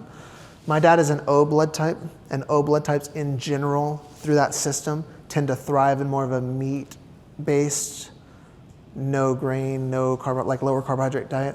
So it seems to make sense for him if that blood typing system is as accurate as some of us think it is. And I do some of it sometimes, but it seems to do pretty good. For the people that tend to be a little bit more resistant to animal proteins, they are often like A blood types or AB blood types, which isn't perfect science. But if I ever get stuck with someone, I'm like, dang it, you're an AB blood type. Maybe I should have started you on the vegetarian program first just to see if we get the changes. But something to kind of loosely remember, B blood types and O blood types tend to handle animal proteins better. A blood types and AB blood types sometimes struggle with it. But that's more of like a clinical thing. There's there's no research at all that supports that. It just seems to be more of a clinical thing. All right. Oh, dang it. It's a different person. That's weird. It might be the same one. Maybe it was my dad. I don't know. All right. Full disclosure, I don't remember this case study. It might be my dad's, it might not be. But my mind tells me he didn't take supplements. This slide says he might have. So I don't know. I might be making up stuff now. A lot of times when I put people on metabolic support programs and I'm trying to modify their diet primarily, I will use nutritional support at the same time as dietary influence. So I don't remember where this slide is really supposed to go, but this says 52 male and that says 52 male. So it might be that they're tied together. Cruciferous vegetables are huge for this process though. Broccoli, cauliflower, Brussels sprouts, things like that. They open up the sulfation pathway of the liver. When the liver gets opened up, the sulfation pathway, you start pulling exogenous estrogens through the mix. You start opening up phase 1, phase 2 liver detoxification. I really, really like combination products that are highly concentrated in cruciferous vegetables when detoxifying individuals and trying to support metabolic activity. I also like beets, even though other people in this room may not. Never had beet borscht before, so next time I'm in Russia, I'll ask them to do that for me. But beets, choline, cruciferous vegetables, big effect on that. Increasing fiber like we talked about before. Changes cholesterol in a lot of patients. That's a lot of small writing there. But basically when trying to support metabolic health, you want to look in different areas. Protein going up is beneficial, carbs coming down, fiber going up, supportive nutrition for phase 1, phase 2 liver detoxification. So, if I were going to use concentrated herbal formulations to support metabolic dysfunction, these might be some of the areas I would look. So number one, if I'm trying to support metabolic activity, I'm going to modify someone's diet and lifestyle. Number two, I'm going to increase walking or physical activity of some kind due to like physical limitations or whatever it might be. But I'm going to try and increase their physical activity. And number 3, I'm going to start supporting their body in functionally holistic, whole food-based ways, okay?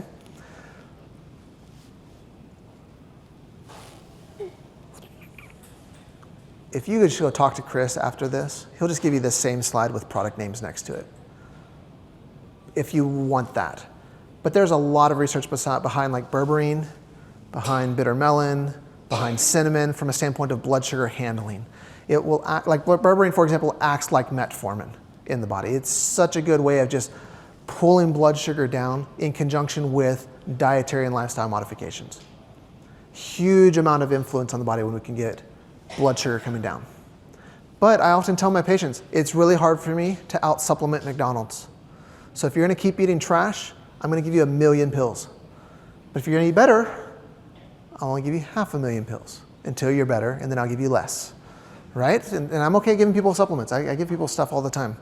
But I have to get them to at least be aware of why I'm giving them the things I'm giving them and start the encouragement process, because it's hard. These things are addictive in nature. When if you drink Dr. Pepper, it tastes delicious on purpose. 23 flavors of awesomeness somewhere, right? But when you drink it and you're like, this is so good, you want to drink it again. And it's hard for patients that don't live the crunchy lifestyle you live to put down that Dr. Pepper, right?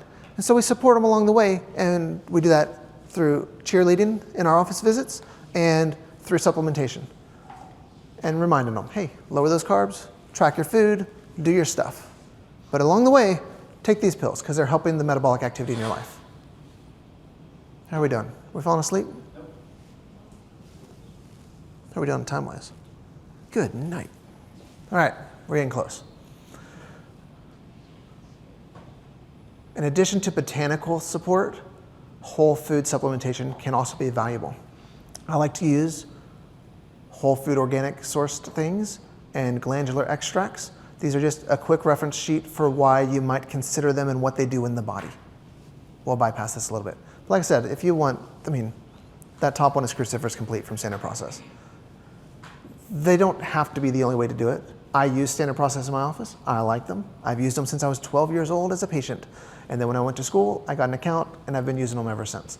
But there are a lot of ways we can support individuals metabolically through whole food-based ways, herbal ways, etc. And we talked about these blood tests a little bit earlier. You know what? This is probably a good place to stop. Let's take a break. It's like almost 3 o'clock, which is probably a good time to break because we're only going until 5, I believe. Let's break here. When we come back, we'll talk about some other tests. Yes, sir. You have a question? Curious about the metabolic syndrome. Yes, sir. Parasites have anything to do with that? Do parasites have something to do with metabolic syndrome? I propose yes. And also fungus and yeast and also bacteria. So what happens is these microbes, when they come into our gut, they displace absorption, utilization, and activity in the body and signaling. So it's pretty much impossible to separate nerve, immune, and hormone activity in the body. Tomorrow's class, I'm going to talk a little bit more about this triad that happens over and over again. But yes, like we talked about a little bit before, blood sugar, or ATP creation in the cell, oxygenation to the cell, thyroid hormone are all essential for cellular health, but the immune system plays a role in how all of those will also work too. So there's a lot of compounding parts there, and sometimes with individuals we have to do more of like cleanse-based things to get their immune system to calm down before their metabolic system kicks into gear, and sometimes if they just stop eating crap, they do better. And it's a chicken-egg scenario. Does that kind of help you with your question? Yeah. Any other questions before we go on break? Yeah, let's go on break. Let's have a good time.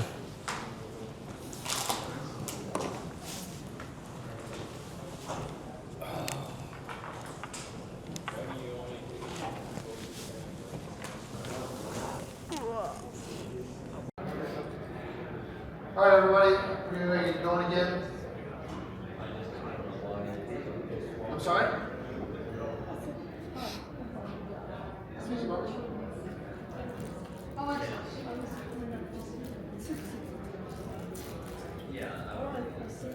Well, we can talk now. One's back here. I'm turn the mic on. Let me go tell everybody what it's starting to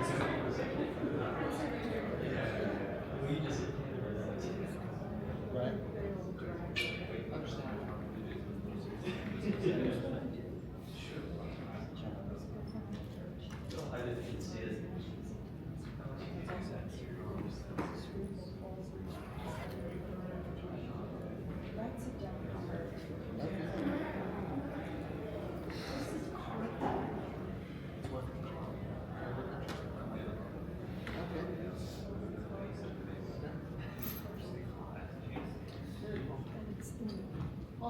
very much. I appreciate that.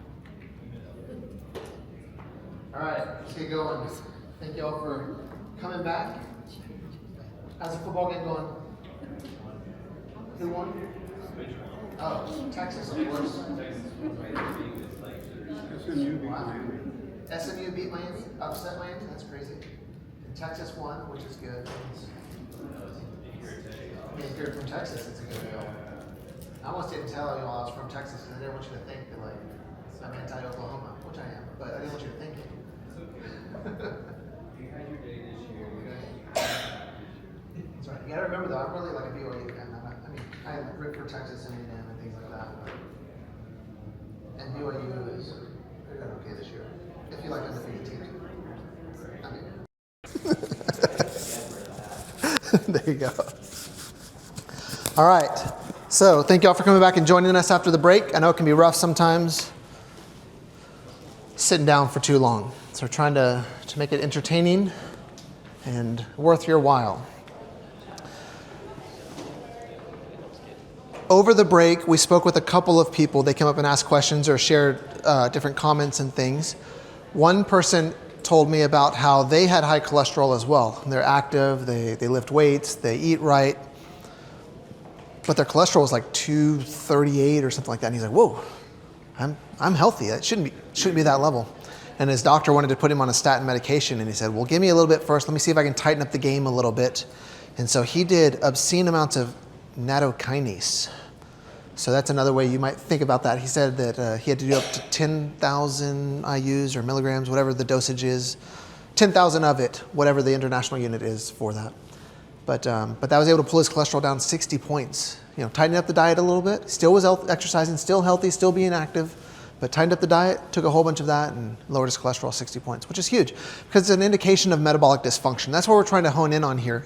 Is we have individuals that are coming to see us regularly that, yes, they might have aches or pains, but when we find out more about them, we can get an understanding for why their metabolic system is not doing what we want it to do or what they think they need to do. So for example, if someone has high cholesterol, that can be an indication of metabolic dysfunction. It's not the only indication though. You can have normal cholesterol and still have metabolic imbalance. And so if someone has tendinopathies or osteoarthritis or inflammatory joint conditions of some kind, they can still be experiencing metabolic dysfunction, even in the presence of normal cholesterol. So I put this slide up on the board a minute ago about these are the tests that I typically run on a new patient. Does this mean you have to run these tests? No, of course not. These are the ones that if I have a new patient and it makes clinical sense to run labs, I'm probably going to run all of these. If they come in because they were in a car wreck, I'm probably not going to run these labs, to be honest with you. I'm just going to put on my structural hat, and I'm going to be the best structural chiropractor that they know of. And I'm going to do what I can for them. And I'll have conversations with them about metabolic things or whatnot, but I'll attempt to stay in the lane I need to stay in when necessary. But if someone walks in off the street and says, yes, I have low back pain, but I also want to have more energy, and I want to have better hormone balance, and my thyroid is slow, and I'm on statin medications, I'm probably going to run a blood panel like this to give me a lot more insight as to what's going on in their world. I tried modifying the microphone. Is this helpful at all, or are we hearing buzzing or anything? It's better? Okay, perfect.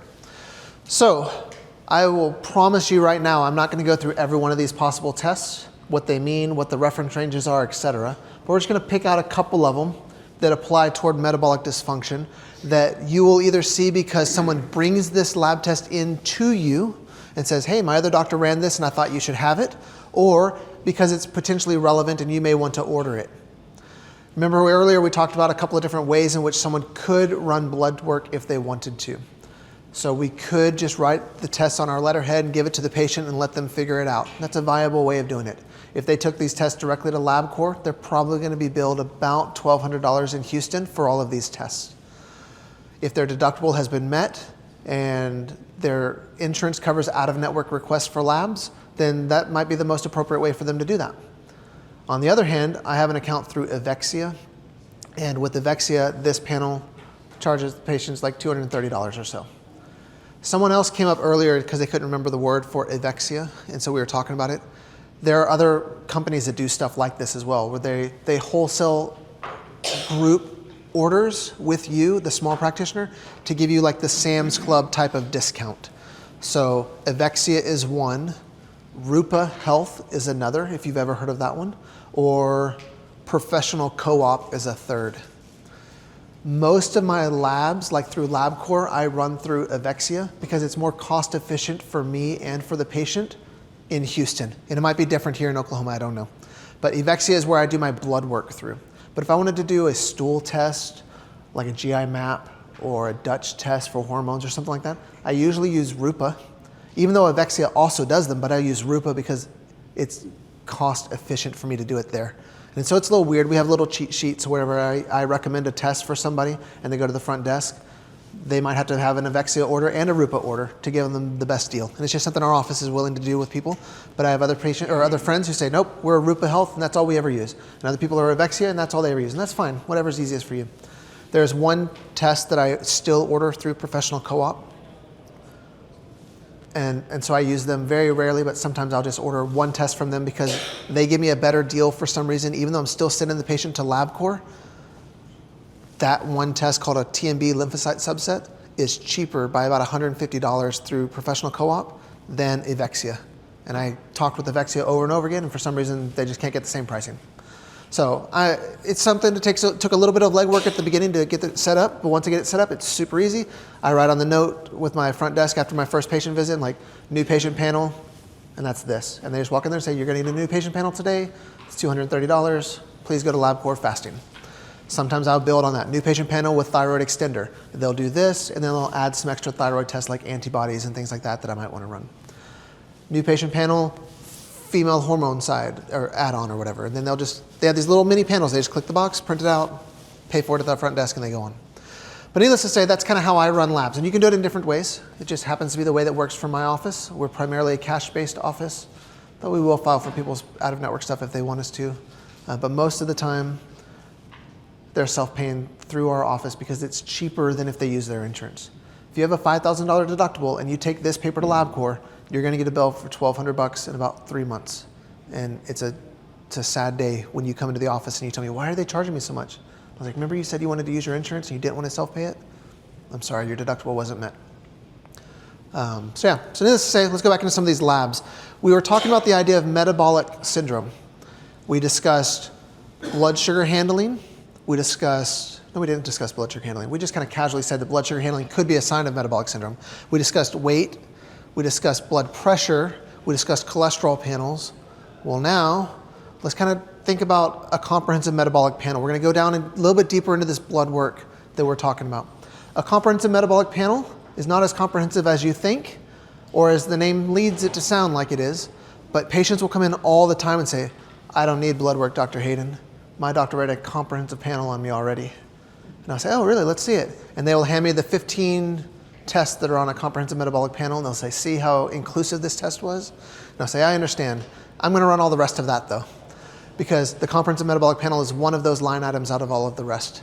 And so the comprehensive metabolic panel, though, is a standard test that looks at just general metabolic activity. It'll look at blood sugar. It'll look at basic kidney function, basic electrolytes, things like that. It's really not that comprehensive, but it's a big smattering of different organ systems to get started with.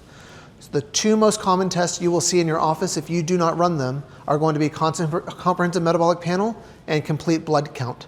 The complete blood count looks at white blood cells, red blood cells, things like that. So I put a little glimpse of what each of these tests are looking for with the comprehensive metabolic panel, but in an attempt to not bore you by reading my own slides to you that you could read later, I'm going to skip it. Unless you raise your hand and say, no, Chase, please read this to me. No, we're not going to do that. All right. So remember, we talked about this idea of how do you identify metabolic syndrome. And we looked at you need to have 3 out of 5 criteria. So obesity could be 1, waist to hip ratio distribution issues, having a large waist. Blood pressure could be another. Triglycerides could be a third. Low LDL or high HDL, and high fasting blood sugar. Well, interestingly, the blood sugar component is the first red flag of insulin resistance. And it goes all over the place all the time. You can wake up and have a fasting high blood sugar that's a little bit high and not be diabetic at all. You can wake up and have a fasting blood sugar that's low and be diabetic. insulin resistance can be measured through glucose, but it's not the end-all be-all test. So with that concept in mind, metabolic syndrome is more than just when your blood sugar is high, or more than when your waist-to-hip ratio is out of sync. It's a conglomerate of different presentations. So when we look at blood glucose, once again, we will have our normal reference range from the lab. And I try to put Houston LabCorp reference ranges here. That's where it says 70 to 99. That does not mean that normal is optimal though. So you'll see this next series of slides will have an optimal range, a normal range, you should probably pay more attention to this range, and you're probably jacked up range. Okay, they'll kind of have this kind of idea here as we go through some of these. Blood glucose in and of itself on a one test sample is not indicative of enough information to diagnose anything though. So we always have to be mindful of what is the story telling us. And if we have one test that says my blood glucose this morning was 135, I cannot rush out and immediately go on insulin and metformin to think I'm a diabetic. It's possible I had too much to drink last night, and that's still a holdover. And yes, I should be more insulin efficient, but I might have just had a rough night yesterday and it's still a little bit off still, even if I'm fasting when I first get up and go to the lab. So glucose by itself is non-indicative of a major issue, but it can be an entry point to look into more. So in a perfect world, we would have a blood glucose marker while fasting between 70 and 85. And if you take a whole lot of people and measure them over a long period of time, those with the least amount of inflammation, least amount of cardiovascular insufficiency, best health outcomes tend to fall between or less than 90. So there are other markers though for blood sugar handling that give us a better picture of what's going on. When I'm assessing metabolic dysfunction in individuals, I will run hemoglobin A1C, C-peptide, and insulin.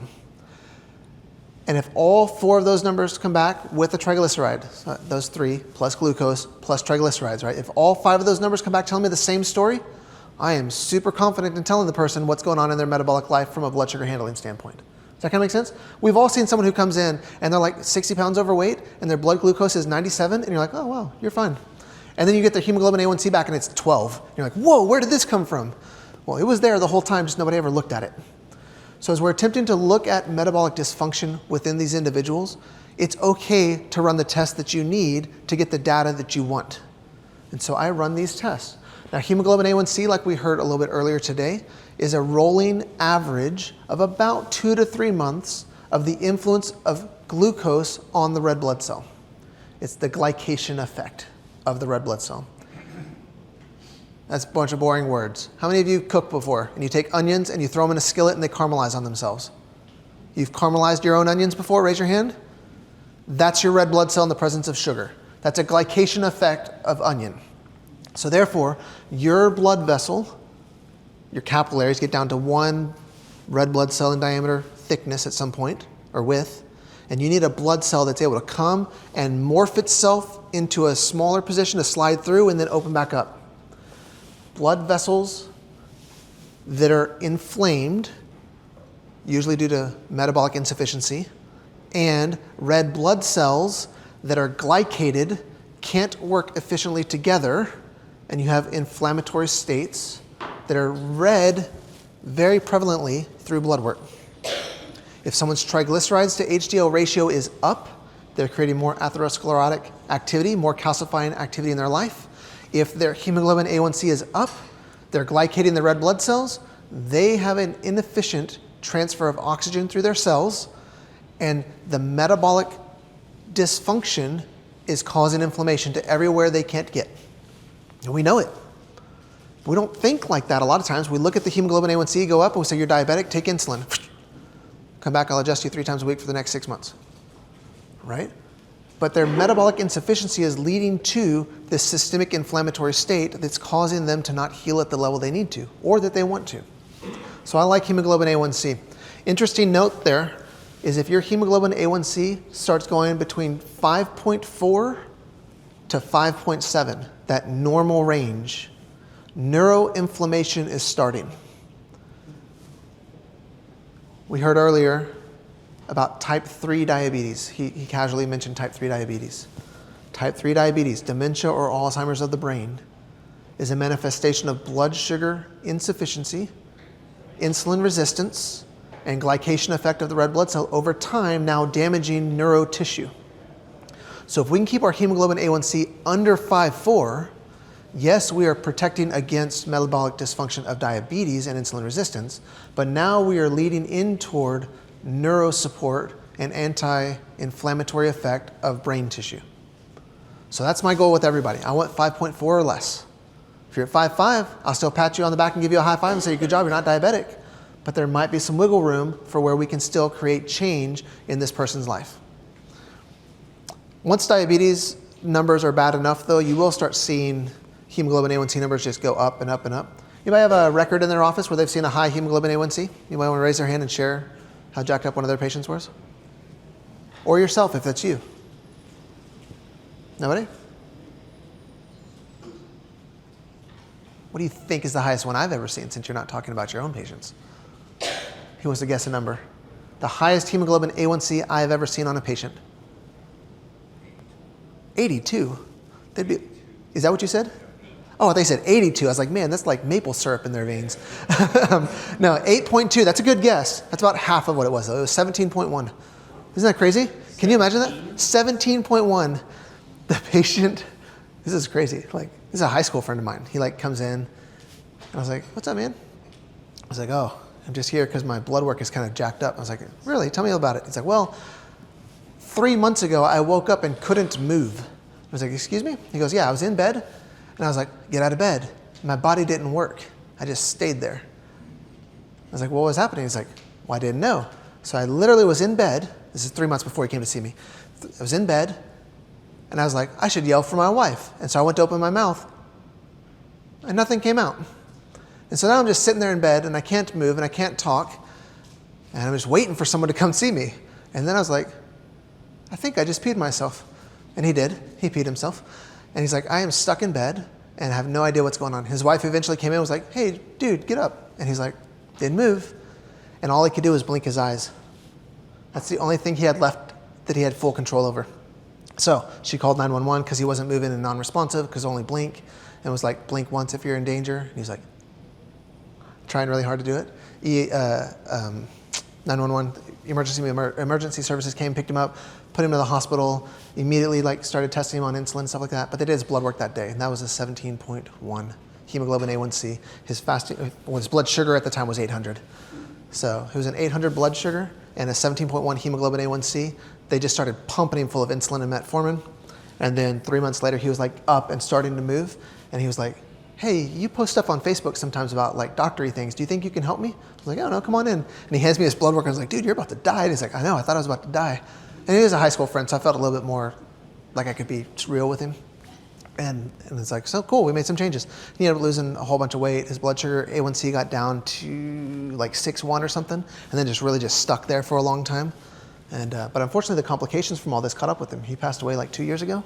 And but you wouldn't have known it because he had lost all this weight, and he looked like he was a big guy that had lost some weight, but just his heart stopped at 41 years old or something like that. But he was a rough situation. He was in the military. He overseas a lot, lots of aches and pains from jumping out of airplanes and doing whatever he was doing. But his metabolic system went so haywire to where it caused a very premature death in this situation. Very unfortunate for him. I mean, for everybody, but 17.1 is my new winner, though. So if you ever see a hemoglobin A1C that's higher than 6.5, that's characteristic of someone that has diabetes. Above about 7.4 to 8, depending on which lab you'll see, they'll call it uncontrolled diabetes. And that usually is an immediate insulin medication that they start taking. But I like more than just hemoglobin A1C. I like to look at insulin and C-peptide. Have any of you ever run an insulin or C-peptide on somebody or seen it in a blood test? Anybody seen that? Yeah? Anyone else? So when blood sugar enters into your body, you start having these hormonal responses. So I'm sorry, not blood sugar. You eat food. That food starts converting into carbohydrates and things like that. And once that gets into your bloodstream, your pancreas starts being signaled through the hypothalamus and the pituitary to start reacting to keep the blood sugar down. So in the same way that we have a hypothalamic thyroid axis or a hypothalamic pituitary adrenal axis, we have a hypothalamic pituitary pancreas axis. And so the nervous system and the hormonal system start talking in unison and saying, hey, we just ate a whole bunch of stuff. Let's go make sure we don't overdose on these sugars real quick. And so they start releasing chemicals. And they will release a bundled package of insulin and C-peptide together that goes into the system, gets separated out. Insulin grabs onto the blood sugar and takes it into the cells. And that C-peptide just kind of lingers a little bit longer and takes about 20 minutes before it goes away. So I run both of these tests, insulin and C-peptide, to get a metabolic efficiency test of how they're moving their sugars around. Because insulin has a short half-life, like it says here, of 5 to 6 minutes, and it gets processed quickly through the liver, if the liver's working like it's supposed to. Now, obviously that means if the liver's not working like it's supposed to, or there's a bunch of insulin resistance and you're not able to grab those things and pull them into the cell appropriately, that insulin level will be high. But for some individuals that have more efficient liver clearance, but still demonstrate insulin resistance, their insulin will be normal, but their C-peptide will be high because it's lasting longer in the system than it's supposed to, and it gives me more insight into that individual's metabolic handling. So the liver processes insulin, the kidneys will process C-peptide, and the C-peptide will take 20 to 30 minutes or so to metabolize through. And for some individuals, they can have a normal hemoglobin A1C, a normal insulin, but elevated C-peptide and normal fasting glucose. And everybody says they're fine because nobody runs that C-peptide. So I like to look a little bit deeper with individuals that might be having metabolic dysfunction. Something to consider in case you're ever bored and like running blood work on people. But a fasting glucose still tells us a lot, as does a hemoglobin A1C. But unfortunately, sometimes patients slip through the cracks because things look normal on the surface and everybody just says you're doing fine. We don't want that. So as we go down this process of metabolic diseases that affect our body's energy handling pathways, as you saw before, we talked about metabolic syndrome and weight, and then cholesterol. We're now jumping into diabetic type things, which is going to be a more aggressive inefficiency of blood sugar handling in the body. In attempting to make this more user-friendly for you, the Oklahoma audience, I tried finding a bunch of Oklahoma stats, and those are really hard to find. But I found one for diabetes because, congratulations, there are enough diabetics here in Oklahoma to where y'all made stats for it. But there are in Texas as well, and in Mississippi and other places. So there are a lot of people in Oklahoma specifically that have diabetes. So it says here about 12.6% of the adult population have been diagnosed with diabetes. So we saw earlier that if you saw 100 patients, within a few years, 33% of them may be diabetic or have blood sugar handling issues. According to diabetes.org/sources, Oklahoma has already confirmed that 12.6% of the adult population is diabetic. Which means if 12.6% of your patients are not getting metabolic support, we're possibly not supporting those individuals as efficiently as we could. Now, I propose to you that there's more people with metabolic insufficiency than just those 12.6% that have been diagnosed with diabetes, because they're at metabolic syndrome levels or high cholesterol levels or whatever it might be. But it's definitely something for us to potentially consider supporting these individuals with. They come in for their back, their car wreck, their slip and fall, whatever it might be. It's okay to start supporting the other things that are going on with them. Because not only does type 2 diabetes tend to exacerbate the inflammatory process, it tends to accelerate degenerative conditions as well.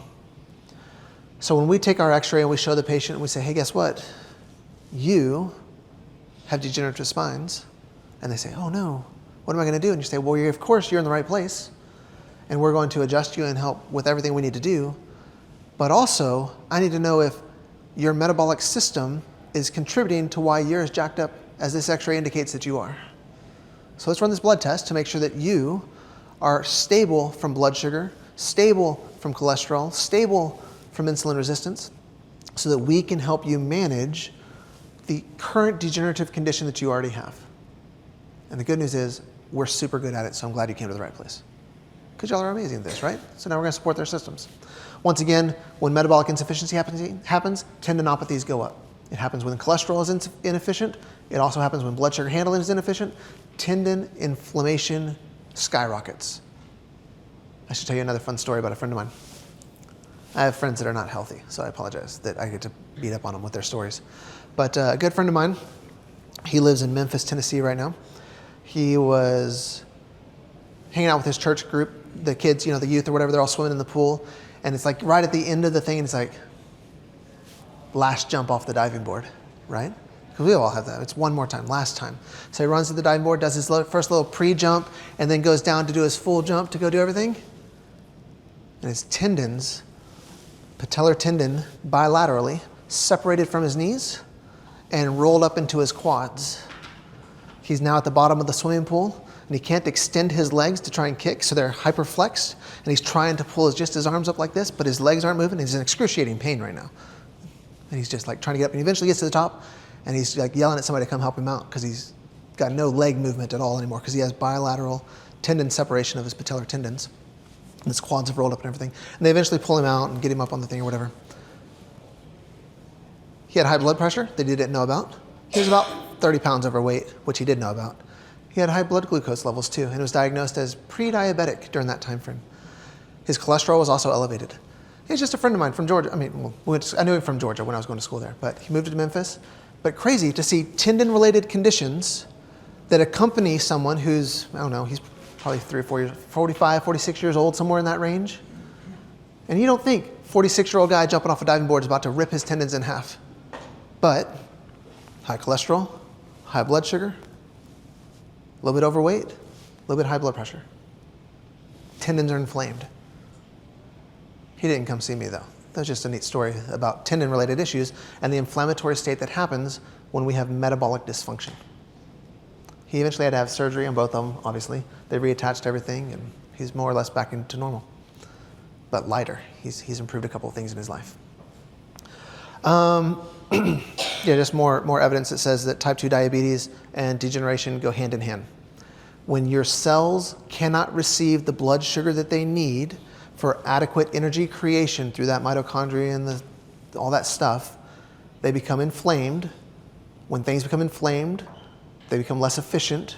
When things become less efficient, they show up in your office, right?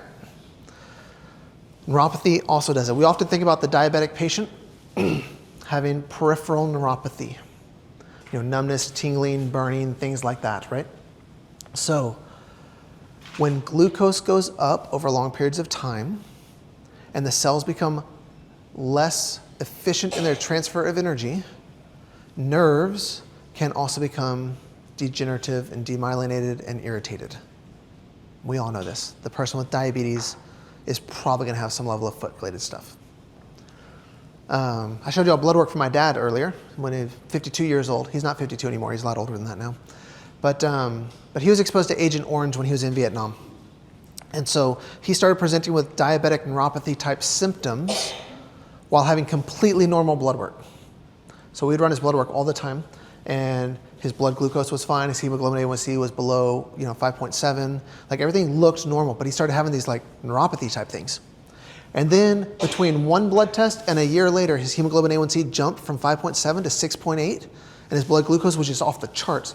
And his diabetic neuropathy progressed from just the bottom of his foot to like mid-shin.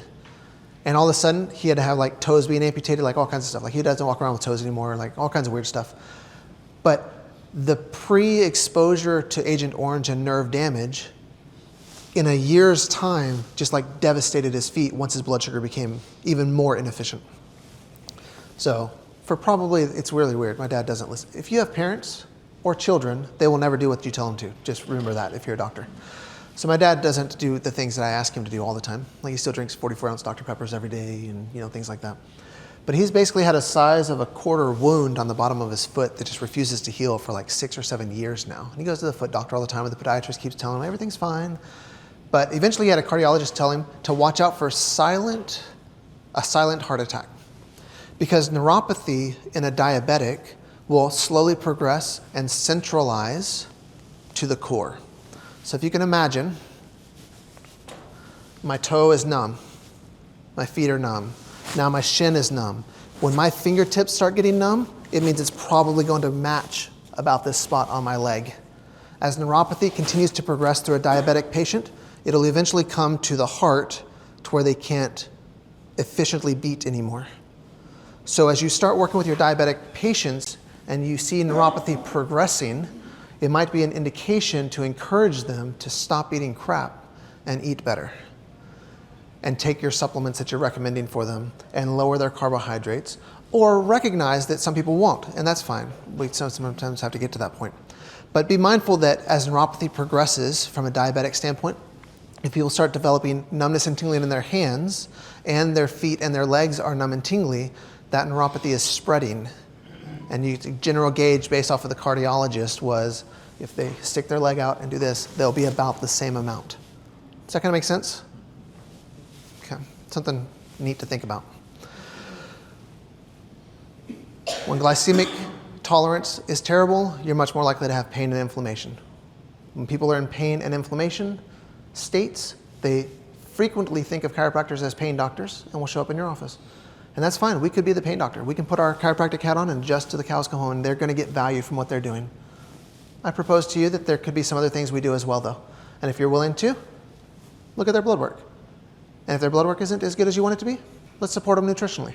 Let's modify their diet. Let's have them track their food. Let's support them with whole food-based clinical nutritional applications.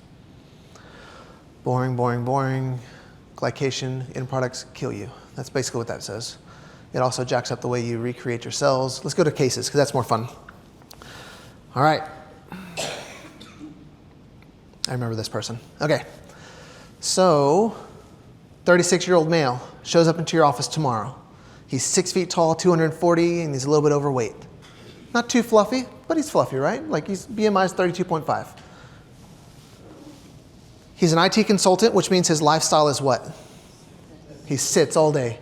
And he just types away on that computer, doing good things, saving the world. He complains of low back pain with lower extremities that are achy. Does that sound too weird or crazy from a patient that you've seen in the last week? No, that's everybody we see, right? Low back pain, achy, sedentary lifestyle. He doesn't have any radiating pains or sciatic-like symptoms, no evidence of swelling. He also says, if I had a magic wand and I could fix anything, he wouldn't mind having more energy because that's been down a little bit. But he's also had some uncontrolled diarrhea for the last month. How many of your patients walk in and say, by the way, doc, my back hurts and I haven't pooped right in a month? How many of y'all just get that off the cuff without asking for it? Sometimes? Okay. Sometimes they don't tell you that because they put the blinders on and they say, I'm going to my back guy. I don't need to discuss digestion with him or her. But we ask. I always ask every person. In fact, the number one practice builder I ever had in my life was asking someone, if I had a magic wand and I could help you with anything else in your health life in addition to these symptoms, what would it be? And I was no longer the chiropractor anymore. I was the chiropractor and nutritionist, chiropractor and functional medicine guy. And it just changed my practice because I started helping people in different ways. But he has uncontrolled diarrhea for the last month. He's gone to the ER because that's what people do when they're not feeling good. And due to this pain and everything, and they said, you probably have ulcerative colitis. And they did, after the third visit, they eventually did the colonoscopy, and that's how they diagnosed it. All right. What are you going to do to him? This is everything you know about them right now. Their first visit, they just did the history.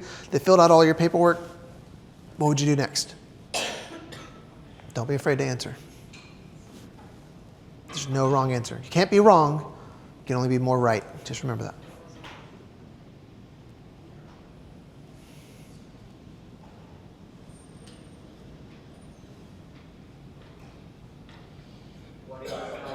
I'm sorry, say that again? I would propose his diet is the standard American diet. Yeah, he's not a crunchy guy. He's here because his back hurts. And he's pooped himself silly for the last month, right? So he's eating like garbage. He's coming into the office. You now know he has a standard American diet. You might modify that. If you have someone with ulcerative colitis, is there anything you probably would have them steer away from? Just knowing that. Spicy foods, I probably wouldn't give anything that seems to be inflammatory in nature at all. And spicy could be it. It could be gluten for some people. It could be like lettuce for other people. Like what foods create problems in your life? Well, every time I eat a beet, I die. Okay, don't eat beets. Let's just start with avoiding everything that might be inflammatory to your gut because it's currently a dumpster fire, right? So we start by modifying his standard American diet by reducing or eliminating things that might be inflammatory to him. That's a great first step. That's 100% what I would do. Yes, ma'am? I'm getting on aloe vera juice. Aloe vera. Aloe vera juice is a phenomenal way of calming down the inflammation of the gut. Aloe vera is huge for something like that. You might also consider other anti-inflammatory things to the gut like boswellia or frankincense. That's a way of doing it. Turmeric can do that for some individuals, but turmeric on other people can like kind of flare things up, so you got to take it with caution. Okra is a really calming thing for the gut. It helps thicken up the mucus lining, and nobody thinks, let's go eat okra. Now, you didn't hear me say fried okra. You heard okra. So, do y'all eat fried okra in Oklahoma? That's not just a Texas thing? Okay. So yeah, okra is phenomenal for helping the gut, but when you fry it, you tend to not do it in a healthy way. So okra can be a good whole food that's calming down. Aloe vera, boswellia, I'm sorry? Sauerkraut. Some people can tolerate the fermented foods. That can be good for some individuals.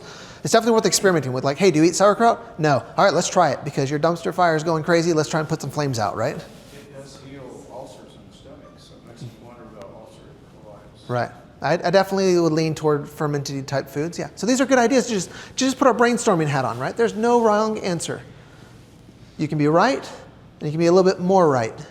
And I think us modifying his SAD diet is a good start.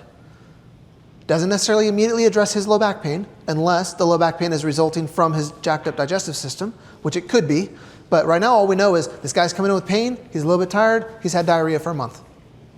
He's now been found out at 36 years old. I finally have been told I have ulcerative colitis. So I ran some blood work on him because I like running blood work, and we've been talking about blood work. And I know this is small, so I only put the sections that had out of range areas on there for you. Have you ever seen blood work that looks like this before, where the whole page is like bold and highlighted with alerts and highs and lows? This can be scary sometimes, though. I remember when I first started doing blood work, most of the labs came back more or less normal, with a couple of things that were just out of range. Like, oh, your glucose is high, your triglycerides are high, your hemoglobin A1C is high. You must be a blood sugar problem.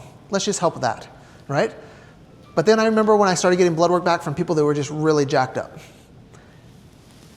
And this would be a case of someone who's just really jacked up, right? You know what's really weird? He went to the ER 3 times during that month. How many blood tests did they do on him during that time? Just take a guess. The answer is 0. That is correct. Not once did the doctors at the urgent care do a laboratory test and evaluate what was going on with this patient. They said, you're tired, you're having uncontrolled diarrhea for the last few weeks, you're fine. Take some Pepsid. I'm like, what? And so then a week later, it was still killing him, so he went back to the doctor. And they said, no, we're not finding anything in our ultrasounds and our scans or whatever. Go home. So finally they did a colonoscopy up the bum. And then I did the blood work on him. Which you will notice, and I know it's kind of hard to see here, but his hemoglobin A1C was 8.8, higher than the high we thought we were going to see. His vitamin D is 6.6. That's impressive. C-reactive protein, and we haven't gone over all of these tests or anything, but his C-reactive protein, which is an inflammatory marker that was mentioned a little bit last class, was 260, which is high. Normal is less than 3 for that test. His C-peptide was 5.9. Remember we talked about that one that goes through liver, kidney clearance? His insulin was only 14.2, which was in normal ranges. See how sometimes these will tell us different things? We just have to read between the lines. His blood glucose was 204. So this guy's metabolically not moving blood sugar and insulin like we need him to. That's one thing that just jumps out off the page here. That doesn't tell us that that's the cause of his low back pain.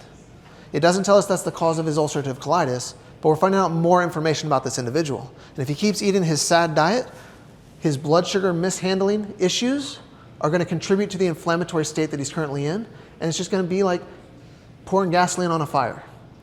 So there are some things I can control, and some things I can't control. Autoimmunity is a little bit weird of a can't control type of thing, but I can control what I put into my body. So we had this person stop eating crap. A SAD diet, we had to modify it, right? Immediately, we have to get you off of these carbohydrates because you have uncontrolled blood sugar handling. It's causing an inflammatory state, and it's making your back worse, it's making your gut worse, it's making your brain worse, it's making everything worse in your life. We at least have control over that while we're trying to figure out what else is causing your ulcerative colitis to get weird. Because it could be parasitic, it could be microbial of some kind, it could be genetic, it could be all kinds of stuff. But all those other things don't matter if you're still putting McDonald's French fries into your face. So let's stop what we can stop, right? So we had that heart-to-heart with each other and said, you're killing yourself with your diet, please stop. Interestingly to me, just because of how crazy some of this blood work is, his liver enzymes, which we haven't gone over anything here, his AST and ALT, they're normal. And I totally would have expected this person who's overweight, who's got uncontrolled diabetes, who he didn't know he had diabetes, and having ulcerative colitis, like his gut's just on fire, I would have expected liver enzymes to be off the chart. And that's why we run the tests, so that we're not shocked. Oh, I'm sorry. So we can be shocked when we find something we didn't suspect, but it shocked me that's like, wow, that's weird. But I would have totally expected him to have certain values that were not here. So just off of seeing this, and his electrolytes are all jacked up. That's it, dehydration, that's adrenal stress, that's a bunch of just him being overwhelmed in life, physically. So now this person's walked into your life. They have ulcerative colitis, they have uncontrolled diarrhea, they have some labs that tell that they're a walking time bomb from a blood sugar handling standpoint. Their inflammation's through the roof. Doctors, what would you do? We already modified his SAD diet. That's good. We've started on some things to just kind of tame down that gut for a little bit. Try and give him a little bit of relief so he can eat some food, like aloe vera or boswellia or fermented foods. Like we're trying to modify some things. What else would you bring to the table? Let's crowdsource this patient together as you're thinking about what you now know about him. Were you raising your hand or just? Oh, I'm sorry. I thought you were trying to get my attention. Anybody? Remember, there's no wrong answers. What would you do though? Gotta supplement D. You're probably going to try and get his D up, right? I would encourage that. The hard thing with someone with ulcerative colitis, though, is going to be absorption. And that's where it's a little bit tricky here, because now if I give him just straight vitamin D, I might not absorb it.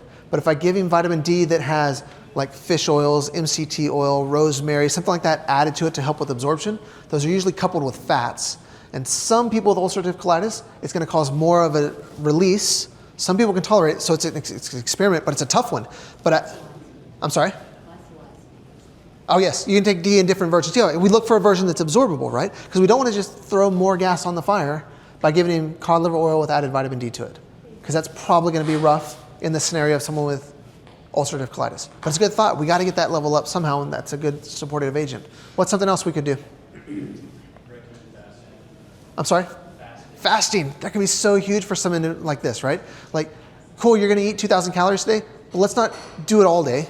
Let's stop and give your gut a break so it can just rest a minute and get that caloric intake in a tighter window, or go a day or two and just sip on some bone broth for a little bit and just let some things calm down in your life. So fasting in a variety of ways, whether it's an intermittent fasting type of thing or a full 24 or 48 hour fast if he's really crunchy, right? Like we can get some people to do some things to modify their diet and calm down that inflammatory state. So we modify their lifestyle of what they're putting in.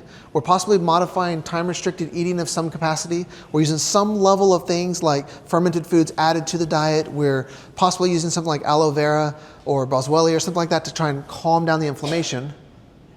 Anything else you think of in the short term that you might start a process with him?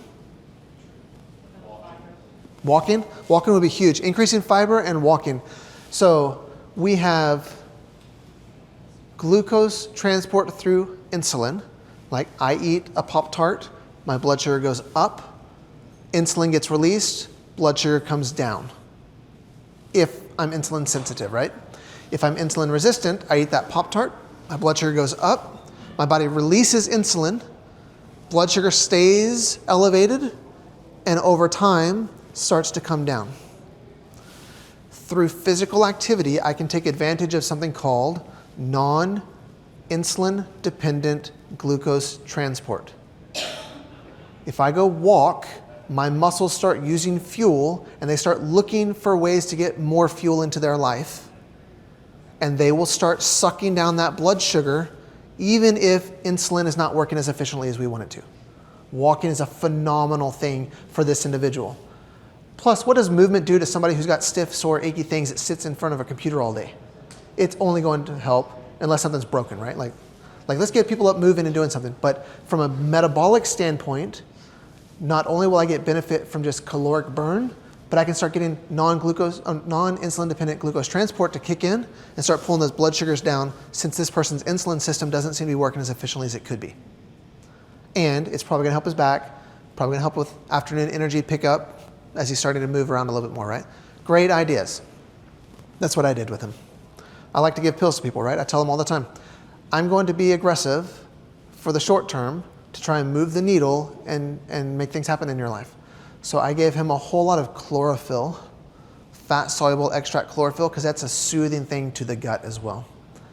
And so when you couple chlorophyll and sesame seed oil, sesame seed has immune modulating factors as long as it's not rancid.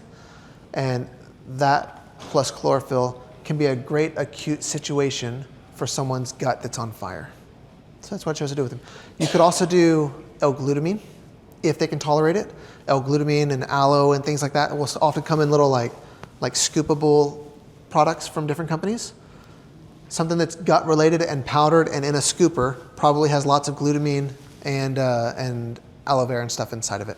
Maybe some licorice. Some people can't tolerate the licorice, but those types of products are found regularly. I chose to go with chlorophyll and sesame. I gave him some Collisonia root, which is huge for vascular integrity because he's bleeding to death inside his bowels. And the 2-FNP, whatever, I don't know. It's a probiotic precursor from colostrum. So I did that, gave him a little bit of probiotics to start balancing some things out. I gave him a binder away from food. Any of y'all ever use zeolite? Clonoptofil? It's a binder, and it'll grab onto stuff that's not bound. It's obviously a binder, grab stuff that's not bound. It's a binder. It'll grab things like mycotoxins, inflammatory cytokines, food intolerances, microbes. It's like a magnet sucking stuff up. So when people have really, really loose stools, I will throw binders into their life away from their food to try and start sucking up stuff to thicken the bowels a little bit. Something to potentially consider. Not only does it help detox stuff, but it'll slow the bowels down some. In this particular way, I picked one that had zeolite, which is that binder, with Collisonia again, because those are great for lowering inflammation and helping the gut out. I did give him some vitamin D with a little bit of cod liver oil to help it absorb, but not large amounts of fats because his gut was on fire. Large amounts of berberine. With berberine, from an absorbability standpoint, berberine needs to be coupled with one of two things. It needs to be coupled with hydrochloric acid for absorption. Otherwise, it's more inflammatory to the gut and doesn't absorb. Or it needs to be coupled with fenugreek, the herb. So if I take 500 milligrams of berberine straight, I'm not absorbing pretty much any of that. It's not going to do the blood sugar effect that I need it to be, and my gut's probably going to rebel and try and purge. But if I take berberine with hydrochloric acid, I absorb it, my gut tolerates it better, my blood sugar starts coming down because berberine has that metformin-like effect in the body, and it can be very supportive to the blood sugar system. If I take berberine with fenugreek and combine those together, I'll get a similar absorption effect, and it helps with blood sugar and lowering the gut inflammation. So if you use berberine, concentrated berberine, just make sure it's coupled with something for absorption. Side note, turmeric is the same way. If you take turmeric by itself, absorption isn't as efficient as it could be.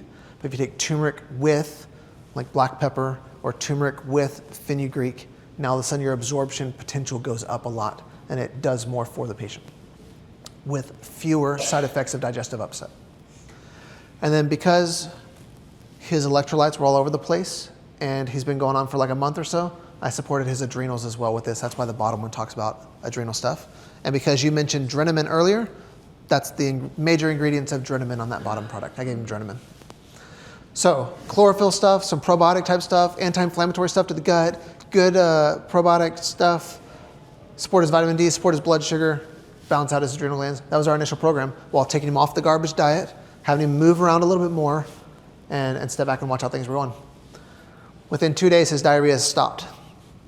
And he called us up and he goes, "I'm feeling better. Is that okay?" I was like, "Yeah." "Sorry, it took 2 days. I was hoping for faster." He's like, "That's crazy." I was like, "Yeah, come back and see me." And our normal appointment was 2 weeks after that or whatever. But substantial difference in that guy. It took time to get his blood work to change, but symptomatically he was feeling better fairly quickly once we tried slowing down the gut and loosening some things up there. So the problem with metabolic syndrome as a whole is it doesn't just stay in its lane, and it jacks up everything. Like we mentioned at the very beginning, every cell in the body needs 3 things to be healthy. You have to have adequate oxygen transfer, you have to have adequate ATP creation through carbohydrate carbohydrate utilization, and you have to have thyroid hormone. If we don't have those things working efficiently to each cell, the cell begins to slow down and not function to its normal capacity, which is why something like metabolic syndrome and carbohydrate mismanagement is so broad-reaching in its damaging effects to our body. It will lead to neuroinflammatory conditions, fatigue, mood swings, brain fog, things like that. It will lead toward neuropathies, pains, aches, things like that, loss of balance, coordination. It'll lead to all kinds of stuff.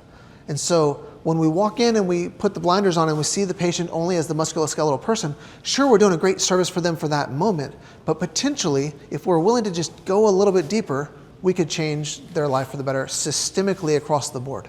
And so, huge impact whenever we start getting people to be more metabolically sensitive. Like I mentioned before, all of these cases that I'm presenting with, I will do a multifaceted approach to them. No one comes in and only gets supplements from my office. They're going to get chiropractic care. They're going to get their diet modifications. I'm going to ask them to track their food. I'm going to give them a million supplements. I'm going to do what I need to do to help them out. But it's not just like keep eating McDonald's and take my pills, right? We're trying to change lifestyle in these individuals so that they don't progress in other areas. A common trait of individuals that have insulin resistance and metabolic syndrome is diabetes, is weight gain, high blood pressure, high cholesterol, things like that. But non-alcoholic fatty liver disease is another one that just develops as your body starts trying to metabolize the glucose and the insulin through the liver, and it can't keep up with the demand. So when insulin resistance is present, it often accompanies liver-related congestion. When your liver stops functioning at the capacity it should, we start having other complicating factors as part of this domino effect that we were talking about a minute ago. For example, when you create hormones and you need those hormones to work, like thyroid hormone that has to go to every cell, your brain tells your pituitary and says, pituitary, go tell the thyroid to work. So TSH gets secreted and tells your thyroid, hey, time to turn the factory on, let's make some T4. That T4 doesn't work though. It has to be told to turn on and convert into T3 before your cell ever is capable of using it. And that happens predominantly in places like the liver. And when we have insulin resistance and non-alcoholic fatty liver disease and steatosis of the liver and whatever else we want to call it, we start having impaired hormonal conversion on top of that. We have impaired metabolic activity and the systems can't communicate with each other like they're designed. So, that's a pretty, never mind. It looks more blurry on this screen. It's like, that's a crappy slide. When we think about the liver, all of you think back to try 2 in your chiropractic life when you were in embryology class and you saw these slides and you're like, I want to do this the rest of my life. And you thought how amazing it was to look at these slides and see all these things up at the top. It wasn't until years later when I realized it actually made sense on why the cells break down and suck. And I was like, oh, I should have paid more attention in embryology class. Not that I'm ever going to look at a slide in my life, but to understand what physiologically is happening. Because when you take a healthy liver and it starts becoming fatty and fat deposits start going in between cells and diminishing the efficiency of them, and then you start getting stagnation and cirrhosis and failure, like it makes sense now clinically recognizing that there's more to the body than looking at a little slide in embryology class. I hated embryology. But when I saw this slide and I was creating it, I was like, man, that makes sense to me now because I can see the breakdown of the body as metabolic activity happens. I'm sorry, what was that, David? Did you say something to me? No, we're good. For what it's worth, it's not called non-alcoholic fatty liver disease anymore. There was a more inclusive language is needed in medicine when we diagnose things. And so it's now called MASLD, or metabolic dysfunction associated steatotic liver disease. So if you're ever reading around and you see that new acronym show up, it's because some people will get this in the absence of alcohol, and some people will get it in the presence of alcohol, but we just talk about metabolic dysfunction nowadays. So just in case you're ever wondering if some of the slides or some of the research you come across don't call it non-alcoholic fatty liver disease, that's what they use now. This is a lot of small print here, and I'm not going to read it to you. But it's how you would diagnose metabolic disease through the liver or non-alcoholic fatty liver disease. Basically, you start checking boxes. So does an adult have at least 1 out of 5 things like a high BMI, high fasting glucose, high blood pressure, high triglycerides, low HDL?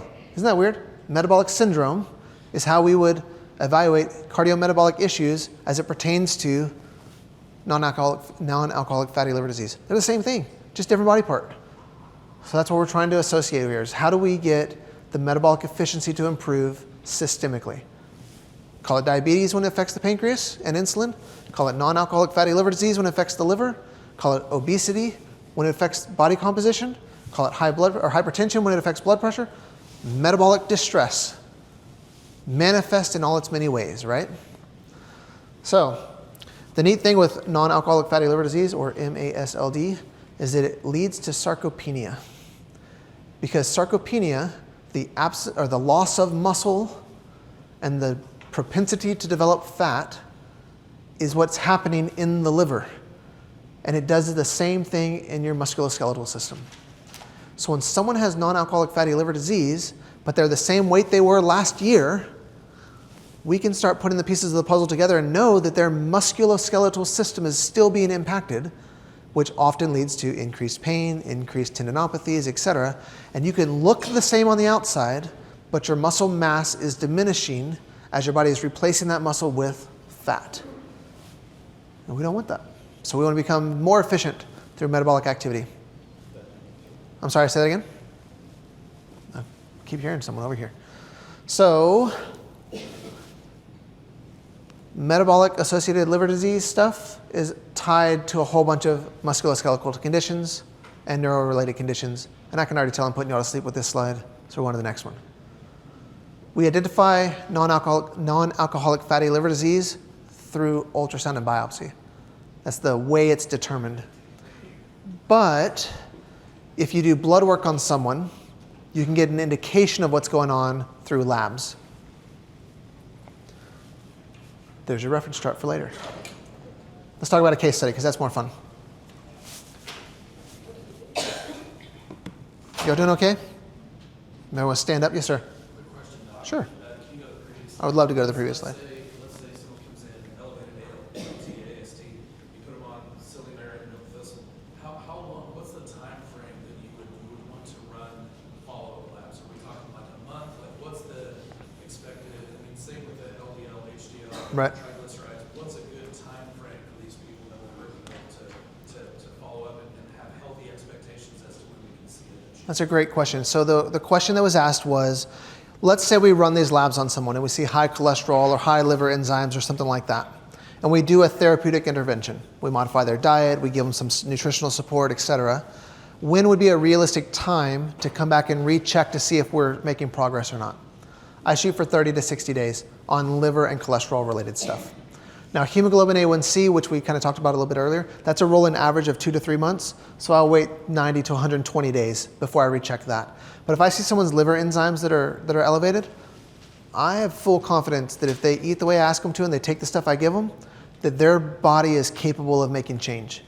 And so I fully expect it to go down. It may not be perfect yet, but if someone's like at 80 and 70 on their liver enzymes and their total cholesterol is 220 and their triglycerides are 300, and they eat the way we ask them to, lower those carbohydrates, increase that fiber, increase their protein, take the nutritional support I'm going to give them, it would not surprise me at all to see their cholesterol come down under 200, their triglycerides under 150, liver enzymes in half. You know, that'd be very, very normal and appropriate within 30 to 60 days.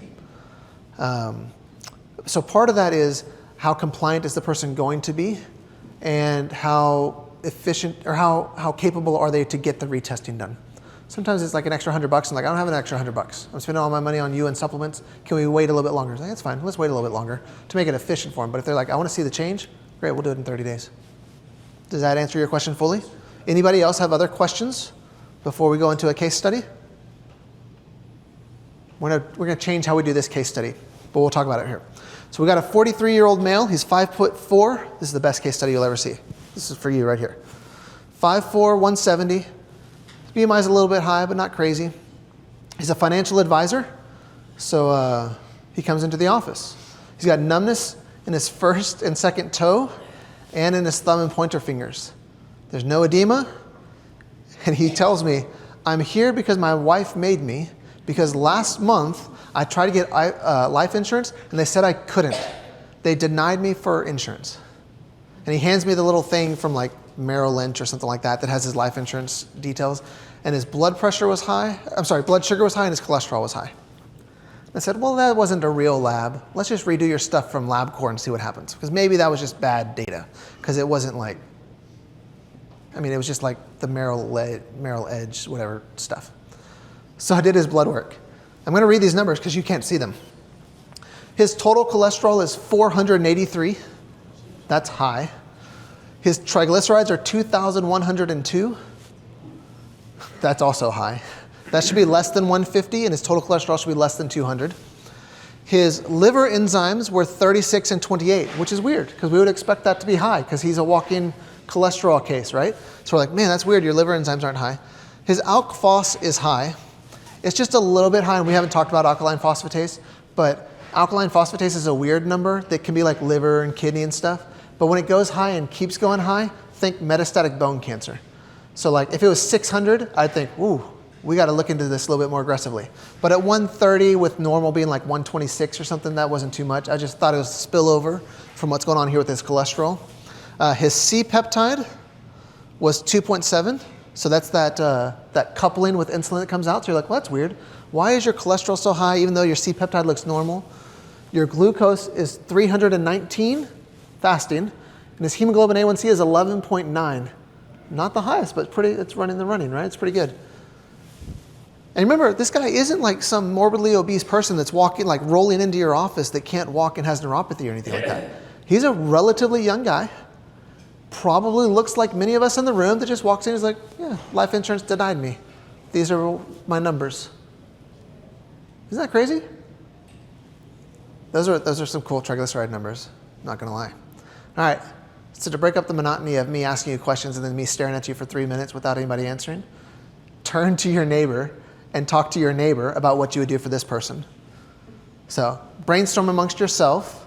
What would you do if this person came into your life? Remember, he's got some numbness and tingling, so he's here for structural stuff. He's like, yeah, my wife said you're gonna fix my diet and change some things, but I'd like my hands to not be numb and tingly anymore. But this is what I look like. What are you thinking? Talk to your neighbor, tell your friend. I gotta stop talking for a second because my mouth is going dry. So talk to your neighbor, see what you got.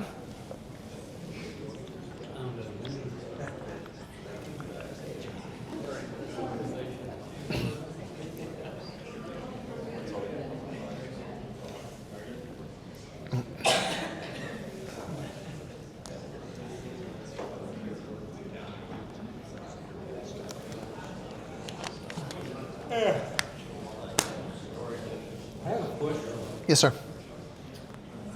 How many hours fasting does he when he? So that's a good question. I'll answer that in a second to everybody. All right, let's go ahead and come back here. Everybody talked about the patient and got an update on the scores? All right. The question we just had a second ago was, how many hours fasting was this person? I tell all of my patients, no food or drink after 10 o'clock, and to get their labs done first thing in the morning. LabCorp in Houston opens up at about 7:30 for most locations. So that's 9 to 10 hours or so of fasting, assuming he did everything like he was supposed to. So that was the question we had first, is how many hours fasting? He should have been at least 9, but probably closer to 10 hours without food or drinking to be able to get these numbers. Now, remember, what is his job? He's a financial market manager. If you know anybody who does financial market managing, they drink alcohol and have like salami and cheese every meal they can because they're just trying to wine and dine people, right? So he's like, I don't need a lot, but I go to these meetings all the time. I'm at these networking groups. I'm trying to talk to people. It's always a party. It's always me trying to just talk to somebody to get them to invest with my company.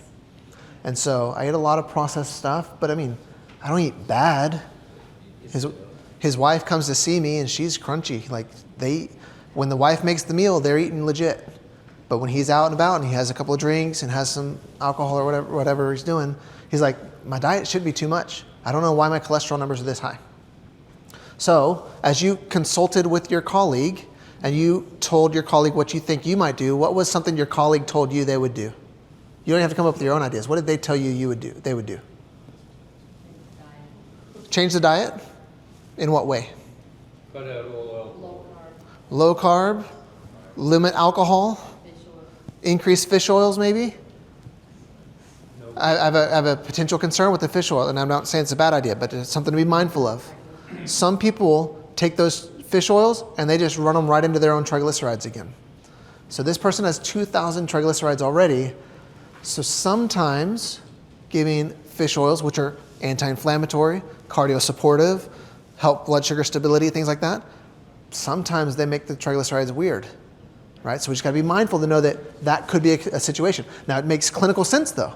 So if I put them on this and everything got better but the triglycerides, I might think, oh, maybe the fish oils are doing it, I might need to take you off of that now, right? So that's a great idea though. So we're changing diet, we're limiting alcohol, we might give some fish oils. What's something over here that your partner told you that they would do?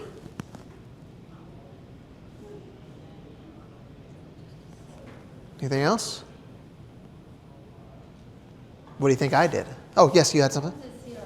His CRP? I don't know. I either didn't run it or it wasn't enough to put on the slide, to be honest with you. I don't remember. Yes, sir. Do you have any pain around his? No, he didn't complain of any pain. He's like, I get numbness in my toes and in my thumbs and finger. But he said, but I sit in front of, like when I'm on the computer, I just figured that's what it was. It's a postural thing is what he kept saying. Now, to be fair, I think numbness and tingling and blood sugar like this, I think he's probably diabetic neuropathy that's being involved here. Like his nerves are being burned by the sugars that are sitting around in his system. Because his hemoglobin A1C is 11.8, which is huge. And his fasting blood glucose is 319. So I'm thinking his blood sugar is probably causing some of this numbness and tingling. Even if it's not full-on neuropathy like diabetic where he has to have his leg amputated, there's probably some inflammation going on in that world that's affecting it, right? But his triglycerides and his cholesterol are crazy, right? And he didn't know it until he's tried to get life insurance. You know, these are the people walking around at the mall that you see every day that have no idea that they've got this dumpster fire raging in their gut and in their body. But we just run a blood test and see it, right? So I changed his diet. I should show you the dates. Yeah, so on this date, this was on 11/28. On 12/8, I saw him. So I ran the test on the first visit when he told me what was going on. He got the blood work back. This was our visit. I said, eat this way, take these things. In this particular situation, I emphasized fiber, because we talked about fiber a little bit over here. I put him on obscene amounts of fiber, and because of his triglycerides, I was a little bit cautious with giving him animal fats. There are some people that just can't tolerate them, and I was like, you might be that guy. So I put him on a pure vegetarian cleanse for 28 days. And when I say vegetarian cleanse, I don't mean rice cakes and peanut butter and bread and crackers. I said no grains, no animals, no dairy. No nuts and seeds for the first week until you can prove to me that you poop daily. Because nuts and seeds sometimes kind of irritate the bowels and slow things down. And I didn't want him detoxing and cleansing stuff out and then just having it regurgitated back up from his fecal material into his body because nuts and seeds were constipating him more. So I was like, after a week, if you're having bowel movements every day, then if you want nuts and seeds, go right ahead. But until then, vegetables and fruits and the magic stuff I'm giving you. Looks like chicken up there. I'm sorry, say that again? It looks like chicken up Well, that was just a random stock photo I found that looked good for this slide. It's a stock photo image that I chose not to give credit to. I just borrowed that slide for this picture. I wouldn't have given him that. But needless to say, I just said, look, man, veggies and veggies and veggies, and when you feel you can't take it anymore, have some fruit. In a perfect world, 4-to-1 ratio of veggies. Please don't go home and just juice pineapples and apples all day and drink on that, because that's not going to fix what we're trying to do. Focus on the veggies for a month straight, 28 days. And after 28 days, we will rerun your blood work and see what happens. And he's like, cool, because he's scared to death. He's going to die of a heart attack. He was denied life insurance. He's like, I got to get life insurance because if I go, then that's a problem. He has 2 kids, one with Down syndrome, a wife. He doesn't want to leave them behind, right? So he was trying to get life insurance, but they wouldn't give it to him because he's jacked up, right? So this was him on January 8th. And in case you can't see the before and the after, I put them next to each other. His glucose was 319 after, remember, 12/8 to 1/8. His glucose went to 135, fasting glucose, but that's easy. Everybody can get their blood glucose to drop 200 points in a month. That's the easy part. His alkaline phosphatase went from 134 to 63. His liver enzymes stayed more or less the same. His total cholesterol went from 483 to 183. That's cool. His triglycerides went from 2,102 to 69.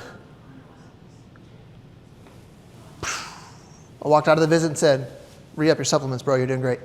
No, I'm just joking. I mean, I did tell him that. But that's huge, right? No statin medications, no alcohol, limited his processed food, and gave him real whole food, and supported his liver. And his body says, thank you. I'm only 43 years old. Of course I can fix this. And it started fixing it on its own. How long did it take him to get back up there when he started drinking and eating everything? For at least a year, he hadn't, because he said, whoa, I got to be careful with this. And so he definitely toned down on things. I haven't seen him in 6 or 7 months or whatever, because I'm like, dude, you're fine. Just keep eating like I told you to eat, and you'll be fine. We eventually, okay, so to better answer your question, I'm sorry. You asked, how long did it take him to get back up to these crazy numbers after reintroducing his whole lifestyle again? Go back up crazy again? Right, he never, from the time that I interacted with him, he never went back to a crazy lifestyle again. But like I said, this was only a year and 9 months ago or so that we did all of this. When I did my year follow-up with him, his cholesterol numbers were still pretty good. Everything was still pretty fine. He had incorporated like meats back into his life. He was still socially drinking some, but he's like, I don't do it nearly like I used to. He was too scared from his initial labs. But he was grateful that he did them because it just changed his life. But once again, at 43 years old, he was having some really jacked up labs here. But I love that one because to drop triglycerides and cholesterol to that extent in 30 days, like we were talking about before, like I fully expected change. I don't know if I expected that level of change, but it was a pretty good change.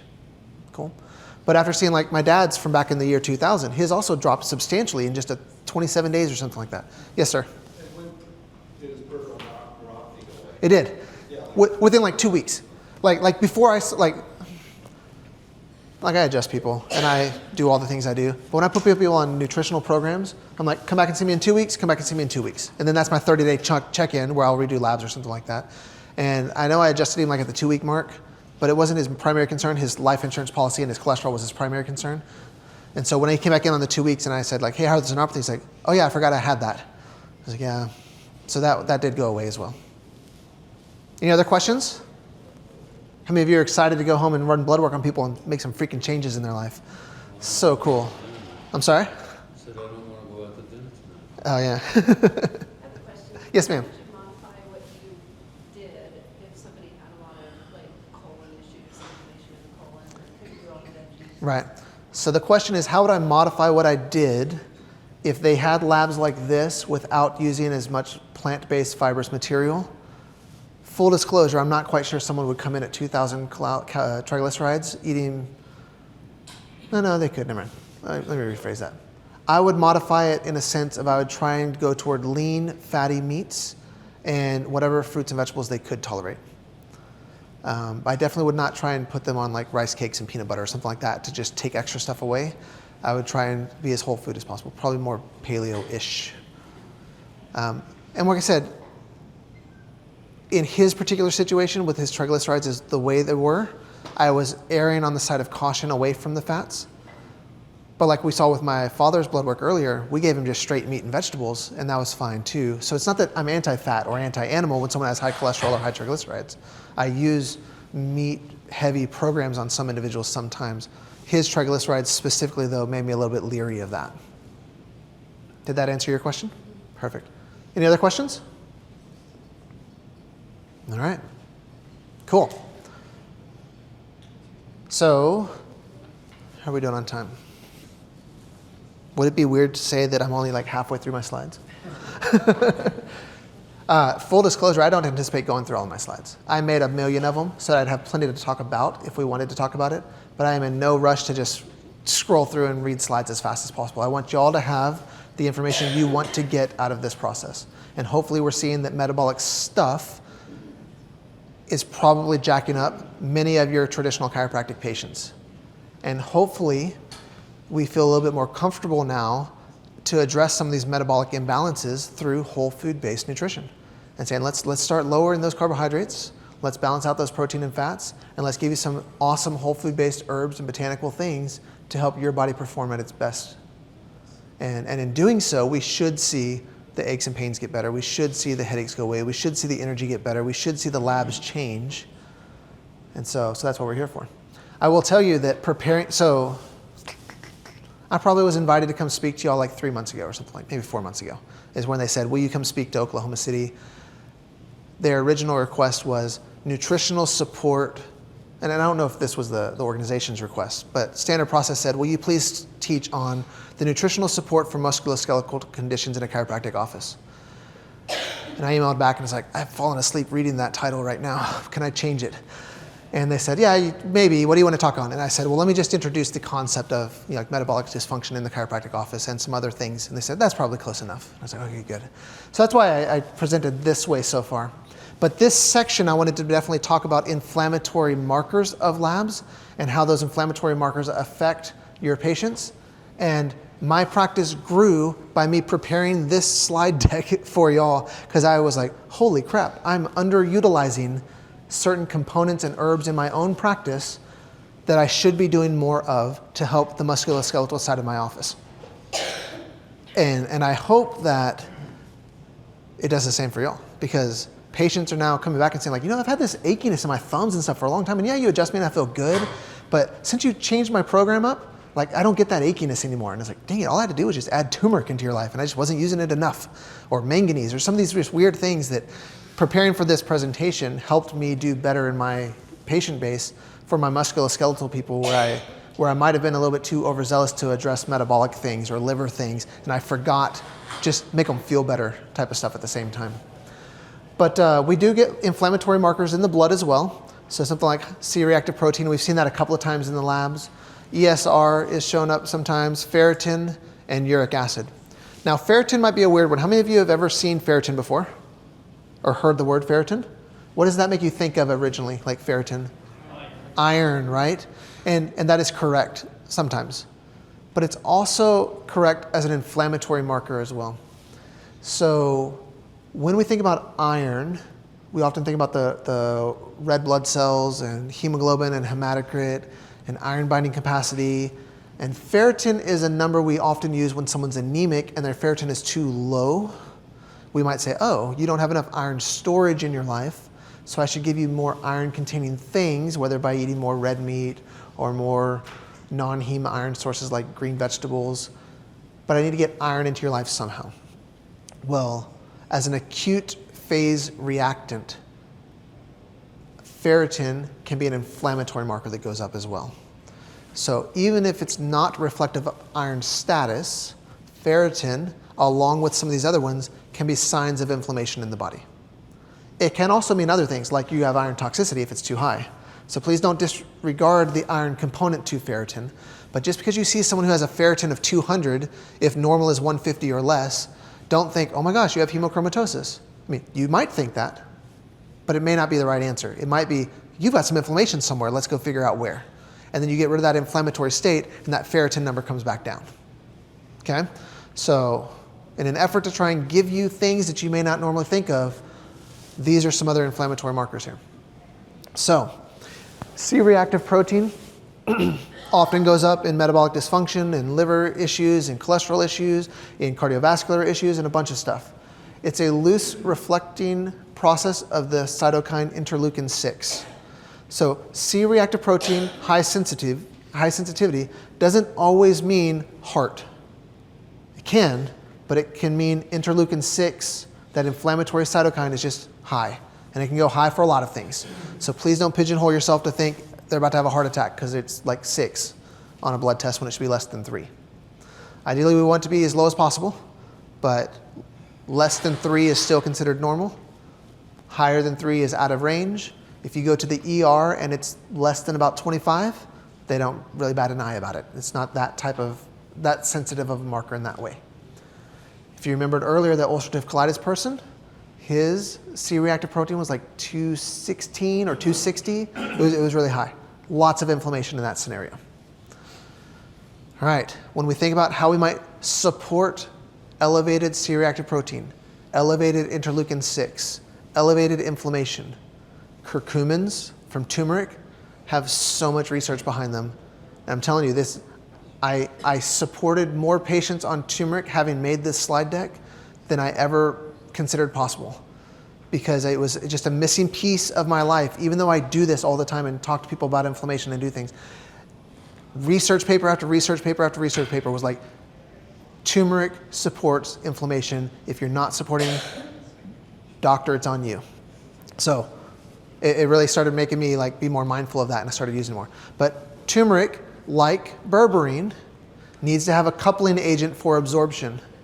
That coupling agent needs to be, in turmeric's case, black pepper or fenugreek. Resveratrol also can help with inflammatory states, as can omega-3s like the DHAs and the EPAs, things like that. ESR, commonly seen when people are looking for autoimmune inflammatory conditions. They'll run this test rather than CRP. So if you have a patient that comes in that says, I went to the doctor, they thought I had rheumatoid arthritis, this is usually the one they'll run rather than CRP. They're just both inflammatory markers. It's a little bit less specific than CRP, just a reflection of inflammation. Typically, lower is better, because whoever made the reference ranges for men versus women, they had a discrepancy in this value. Women's numbers tend to be just a little bit higher in ESR, probably because more women with autoimmunity get tested, and probably through standardized deviations, it pulls the numbers up a little bit more. But anytime we can get that inflammation number to go down, that's going to be on the right thing. Once again, top of our list, we got curcumins, but this introduces boswellia and celery as additional things to help lower inflammation. Ferritin, remember we said an acute phase reactant, as well as an iron storage marker. So in context, we're looking at the whole picture. We're trying to see, is this person bruising easily, bleeding when they brush their teeth, like their gums bleed, always tired, can't remember where they put their keys, anemic type symptoms, and we run a ferritin and it's low, probably a pretty good reflection of their iron levels not doing what we need them to do. They have those same symptoms, but their ferritin's normal, might be a Q's phase reactant. We gotta look at other parts of the puzzle to see if it's really an iron issue or not. So we might look at the size, shape, and color of the red blood cell, the hemoglobin, the hematocrit. Even if that ferritin is normal, we have to recognize that it could be an acute phase reactant and going up due to inflammation, even when the rest of the body is telling us the iron storage capacity is low. Does that kind of make sense clinically? More things to lower it. Diet and lifestyles tend to do a pretty good job with ferritin levels as well. Uric acid, we often think about it in the condition known as gout, common in the toes or in the thumbs. Big toe and big thumb. I guess you only have one thumb. It's not big or small. Big toe joint, thumb joint is the most common place, but you can have gout in all kinds of weird places. So don't sleep on the gout approach or the uric acid test for someone who has got recurrent joint-related issues. Generally speaking, you want that to be below 6 in people that get recurrent gout things, but if someone has never had gout, there's a little bit more fluff room in there for uric acid tolerance. Shocker. Curcumins, turmeric, vitamin C, dietary changes. Tart cherries, phenomenal for gout. For patients that tend to have just a ton of gout, even through dietary modifications and whatnot, have them get a bag of tart cherries, keep it in their freezer, and the next time they have a flare-up at 2 in the morning, just start eating those at night. And it'll help just pull it down while they're doing their turmerics and their curcumins and all the other stuff that you're giving them to help lower inflammation. Now, what causes gout? Purines, we often associate it with it. Can vegetarians get gout? Yes. What causes it in a vegetarian? I'm sorry? Oxalic acids can definitely do it, so oxalates, or fructose.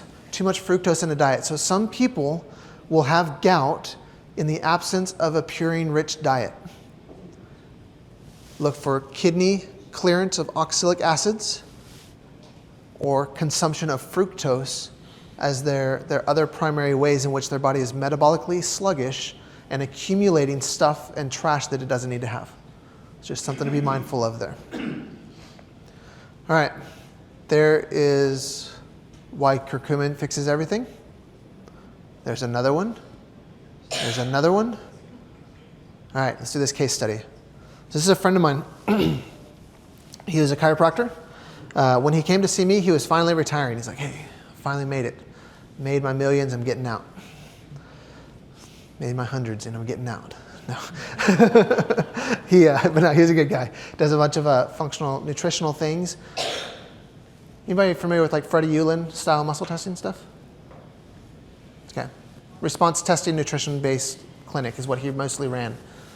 This guy sells more supplements than God. He just gives people pills and does some stuff. And finally, he's retiring. He's like, I just don't feel like I used to. I'm getting old now.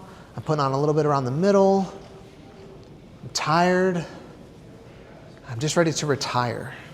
He's all right. So he's also got some aches and pains. Mostly why he's coming to see me. He's like, I like you. You adjust really well. You do all your weird muscle testing, AK stuff. But I just don't feel like I used to. And so I asked him, when's the last time you did blood work? He's like, 5-7 years ago. I don't know. I was like, dude, you run blood work on everybody all the time. He's like, no. He's like, what kind of supplements are you taking? He's like, I don't really take supplements. It's like, you dispense all these supplements and you do all these blood tests, but you don't do them to yourself? And he's like, I don't have time for that in my life. I was like, all right, well, I'm going to run some blood work on you. So I ran a bunch of blood work on him, like I showed you before, what we did. And these are his labs. My chiropractic friend that teaches people to eat well and take supplements and do a great job with his chiropractic office. His glucose is high. His kidney function is down. His cholesterol is up. His diabetes markers are high. His hemoglobin A1C is 6.6. His insulin is 29.9. His ferritin, 685, right?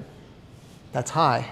We want it to be less than, in men, like less than 250 or so. What's wrong with the 115 glucose? In and of itself, nothing's technically wrong with the 115 glucose other than it's a little bit high.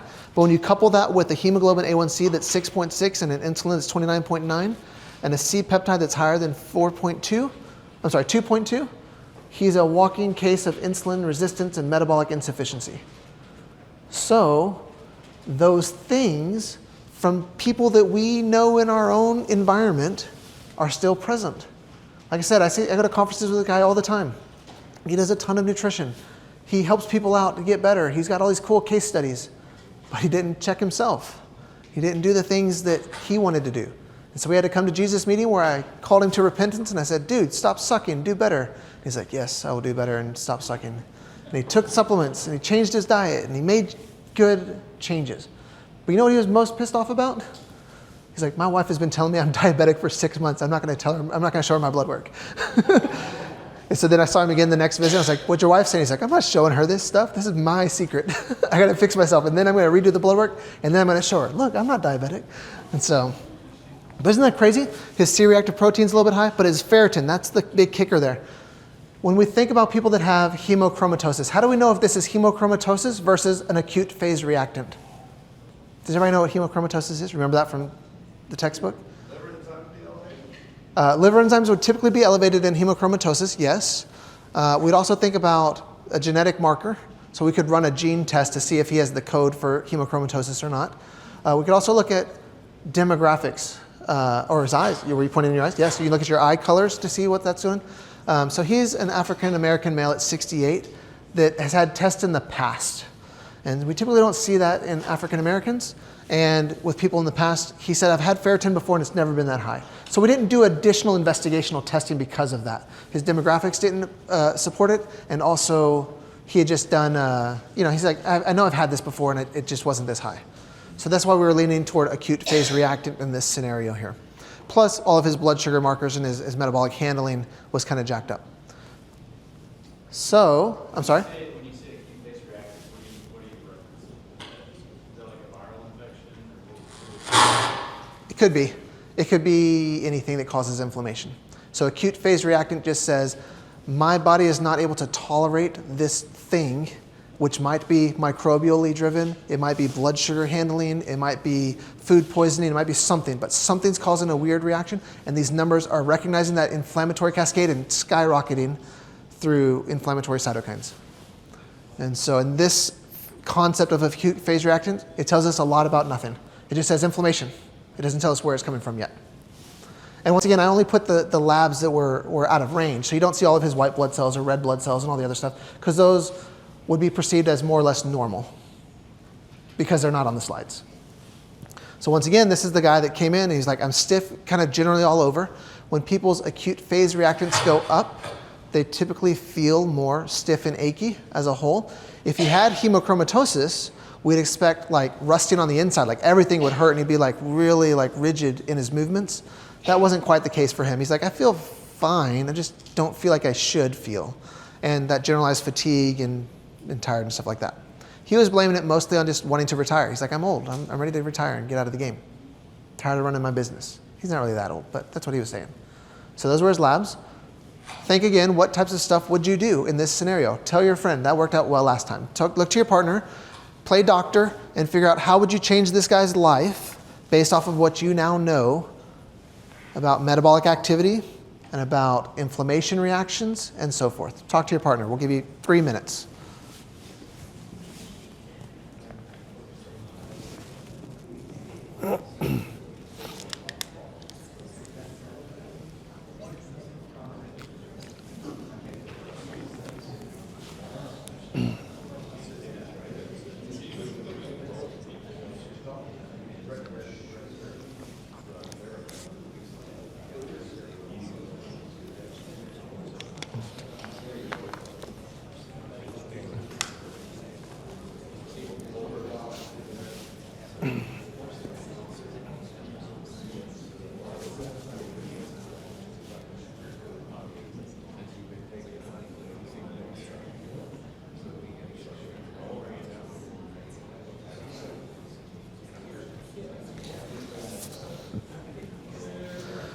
All right. Sorry, that sounded louder than I thought it should. What did your partner tell you that you liked that you would do? What's something we would do to help support this individual? He's 68 years old, wants to feel a little bit better, wants to get off of being tired. We now know he's diabetic. He's got high inflammatory markers. What is something you would do to start supporting this person? What's something your partner told you?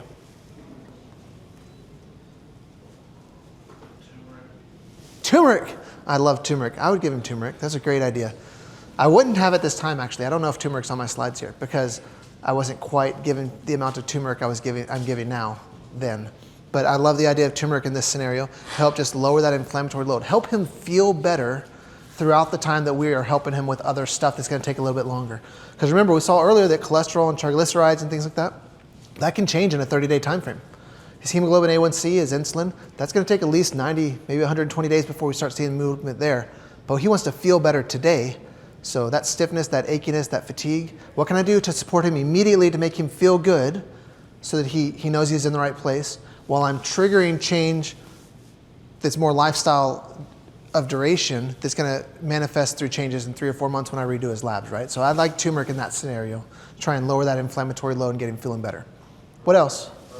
Berberine. So a berberine coupled with hydrochloric acid or fenugreek, something like that to make sure it gets absorbed. But we see now that his blood sugar is higher than it should be. His hemoglobin A1C and his insulin are reflective of higher than it should be for a long period of time. That's not just a random spot of the day where his glucose was 115. We're seeing patterns of lifestyle that are saying this is higher than it should be. So not only turmeric to lower inflammation, but berberine that's coupled with something to help it just be absorbed more efficiently will help support that metabolic system. Obviously, if he's on a SAD diet, we'll change that. We'll just take dietary modification as a standard because we got to take him off of fast food, off of excessive alcohol intake, off of grains and refined processed garbage, right? So that his body has a chance to just breathe.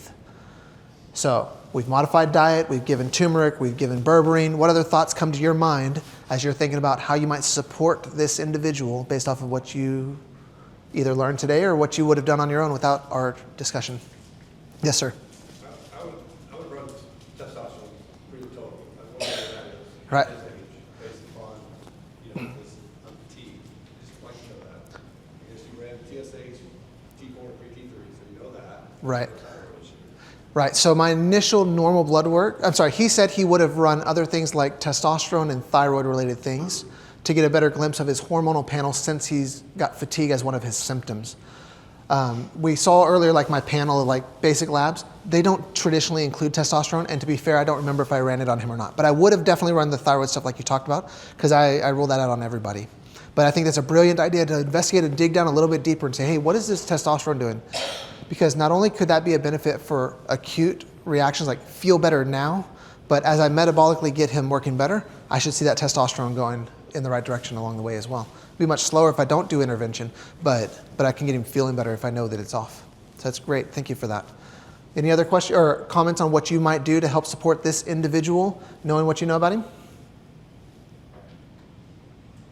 Yes, sir. The low impact water aerobic exercise, get some movement. I love putting people in the water to do things as well. That's a great thing. Especially when, I mean, he's a little bit young for this and he doesn't have like a fall risk or whatever, but I love putting people in the water because it's resistance in all planes of motion. It's so good to be able to do low impact stuff that takes the fall risk out and gives people an opportunity to be more active. It compresses and helps with lymph activity because of the pressure of the pool. Good activity. I like that as well. I like to get people moving. I like to get people sleeping better. I like to get people digesting better and balancing their blood sugar. And I like to support them along the way as they're doing it. This is what I happen to do with this individual. I gave him, a couple of herbal compounds. Berberine made my list. It doesn't look like turmeric made the list here because this was pre-giving everybody turmeric person. But now a lot of people get turmeric. But ultimately, we're trying to support that metabolic system. And when I use these herbs and I do these things, it's because I'm trying to help the metabolic system there. I know it's kind of hard to see from way in the back, but like I said, if y'all talk to Chris, he'll make sure and email you out these slides. I'll give them to him tonight, and he'll just email you everything you need. But that way you have a chance to have these. But lots of metabolic support, trying to get his liver opened up, get him feeling better. You ready to do thyroid in like 5 minutes? No, that's a terrible idea. We're not going to do that. We are currently at 20 till the hour. Yes, sir. Do you have something that you supplement or anything you recommend to bring down ferritin? To bring down ferritin, bloodletting, and leeches. So in this scenario with this individual with his ferritin being high, as an acute phase reactant, it got better. But unfortunately for people that have chronic elevated ferritin levels, blood donation is all I'm aware of that helps. Leeches or needle, whichever one they choose to go for. But unfortunately, there's not a super efficient way that I'm aware of to keep ferritin levels down. Oh, okay. Yeah. Did someone else say something while we were talking? Okay. So we are about 20 minutes till the hour. And tomorrow, all I'm talking about is hormones. So we're not going to do thyroid stuff today. It'll be in the notes if you want to browse it or whatever later. We're going to open up to questions and see what questions, if any, you have relative to what we've gone over today. And if there aren't any questions, I loved what Morgan said earlier about like you have like a 40-minute window where you can just like let people early. And so we have done everything we need to do.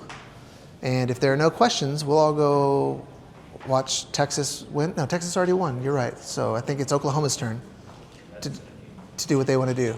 No, I'm just joking. So what questions, if any, do you have for me? Because we're getting close to winding down for today. We're okay to wind down. Is that correct? You're in charge, I think. Yeah, let's see if I need to keep stalling or if they can go home early. And we'll let y'all know that it's their decision, not mine. No, I'm just joking. Yes, sir. Does the turmeric forte, I can't remember, I have to go look, does the turmeric forte have a binding component in it via the pepper or the fenugreek, or do we need to use that in conjunction with another something to allow the absorption? Right. That is a great question. For that product specifically, turmeric forte from Standard Process and Mediherb, it has the fenugreek component already added to it. It does. In fact, it has something called Fenumap, I believe is what it's called.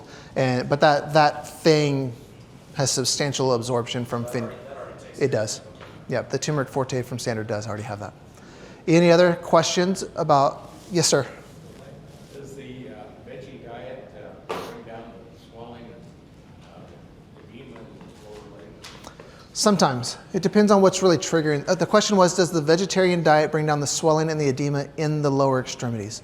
And that's a possible thing. Obviously, if we get inflammation as a whole to work more efficient, we would expect edema and swelling to go down. But some people have vascular insufficiencies or they have lymphodemas and things. And even though we might modify their diet a ton, we still get that swelling where they have to manually start moving stuff around. So it really just depends on each person's case. If I tried a vegetarian diet on someone and put them on like that 28-day cleanse or whatnot and it didn't really move the needle, I might do a carnivore diet next and just see what happens with that. Because it may be that one extreme over the other could move it enough to make it happen. Common in the edema. Right. Right. But even with a diabetic patient, we don't always have to just be vegetarian. There are multiple cases where I will have people with high cholesterol, high triglycerides, high whatever, and I put them more on a carnivore-ish style diet, and they do perfectly fine. Kind of like the labs we saw with my father back in 2020 or 2000. Whereas in some individuals, I will do that to them, and their numbers get worse, and it just blows my mind. I'm like, man, you should be doing better because you're eating so clean and carnivore-y. And I put them on a vegetarian diet, and then just that was their magic bullet. So it's hard to say dogmatically that everybody needs to be one way or the other. But we got to look at each individual. And that's where I kind of loosely lean into the blood type diet sometimes. If I'm doing something, I'm like, yeah, you're an A blood type and your triglycerides are 2,000. Let's go ahead and just start with you on the vegetarian way, just in case. Does that answer your question? Well, it answers that it's not a staple answer. I know, I'm sorry, I waffled a lot there. There's not a cure on it. Correct, and that's the hard part about it. Is it's unique to that individual, and sometimes they just need lymphatic related work rather than dietary related work. Yes, sir. I was saying the EGFR was low, creatinine was high. Yes. How do you handle issues like that? Do you actually get them to improve? So in this scenario, is a kidney thing. It appeared to be secondary. Sorry. Their question was, how would I handle this scenario where his creatinine was up and his EGFR is low, or reflective of kidney-related stress in the body, right? In this particular individual, the numbers self-resolved as his blood sugar numbers got better. So sometimes I like glandular things. I'll give people kidney to suck on and try and lower their inflammatory load through nutrition and dietary change. And we'll see some change there where we don't see it in others. In this particular case, it appeared to be secondary to his blood sugar issues because his creatinine went down and his EGFR came back up to normal. Curiously, what's the best improvement you've seen in numbers like that? If it's not as a result of diabetes, I don't see huge jumps in the kidney numbers whenever it's not secondary to something. So if someone comes in and they have primary kidney failure or something like that, and their EGFR is 35, I sometimes see it go up to like 50, but I never really see it jump up to like 90 or 100 or anything like that. And that's months and months of really clean eating, avoiding inflammatory foods that are unique to their situation, giving them a bunch of glandulars to try and knock that inflammation down to that tissue. But the kidneys are kind of rough to get back into normal places. Does that answer your question? Okay. Any other questions? All right, I think we are officially good to go. I'll be over at the standard process booth with Chris if you have more questions that you want to ask on an individual standpoint. And then, like I said, if you want these slides emailed to you, just let Chris know and he'll put you on a list and just send them out. I'm not getting paid by you having these slides or anything. They're mostly made for your benefit. So if you want them, come get them from Chris, all right? Thank you all very much. Tomorrow we'll go over hormones in depth and have a lot of fun with it. Thank you. Oh, sorry. Thank you. Appreciate you. No problem. Sorry, I read way down through here. And we're going to see you in April. Right? No, someone else is coming in April. Okay. Someone else in April, yes. Thank you. Yes, sir. All right, guys.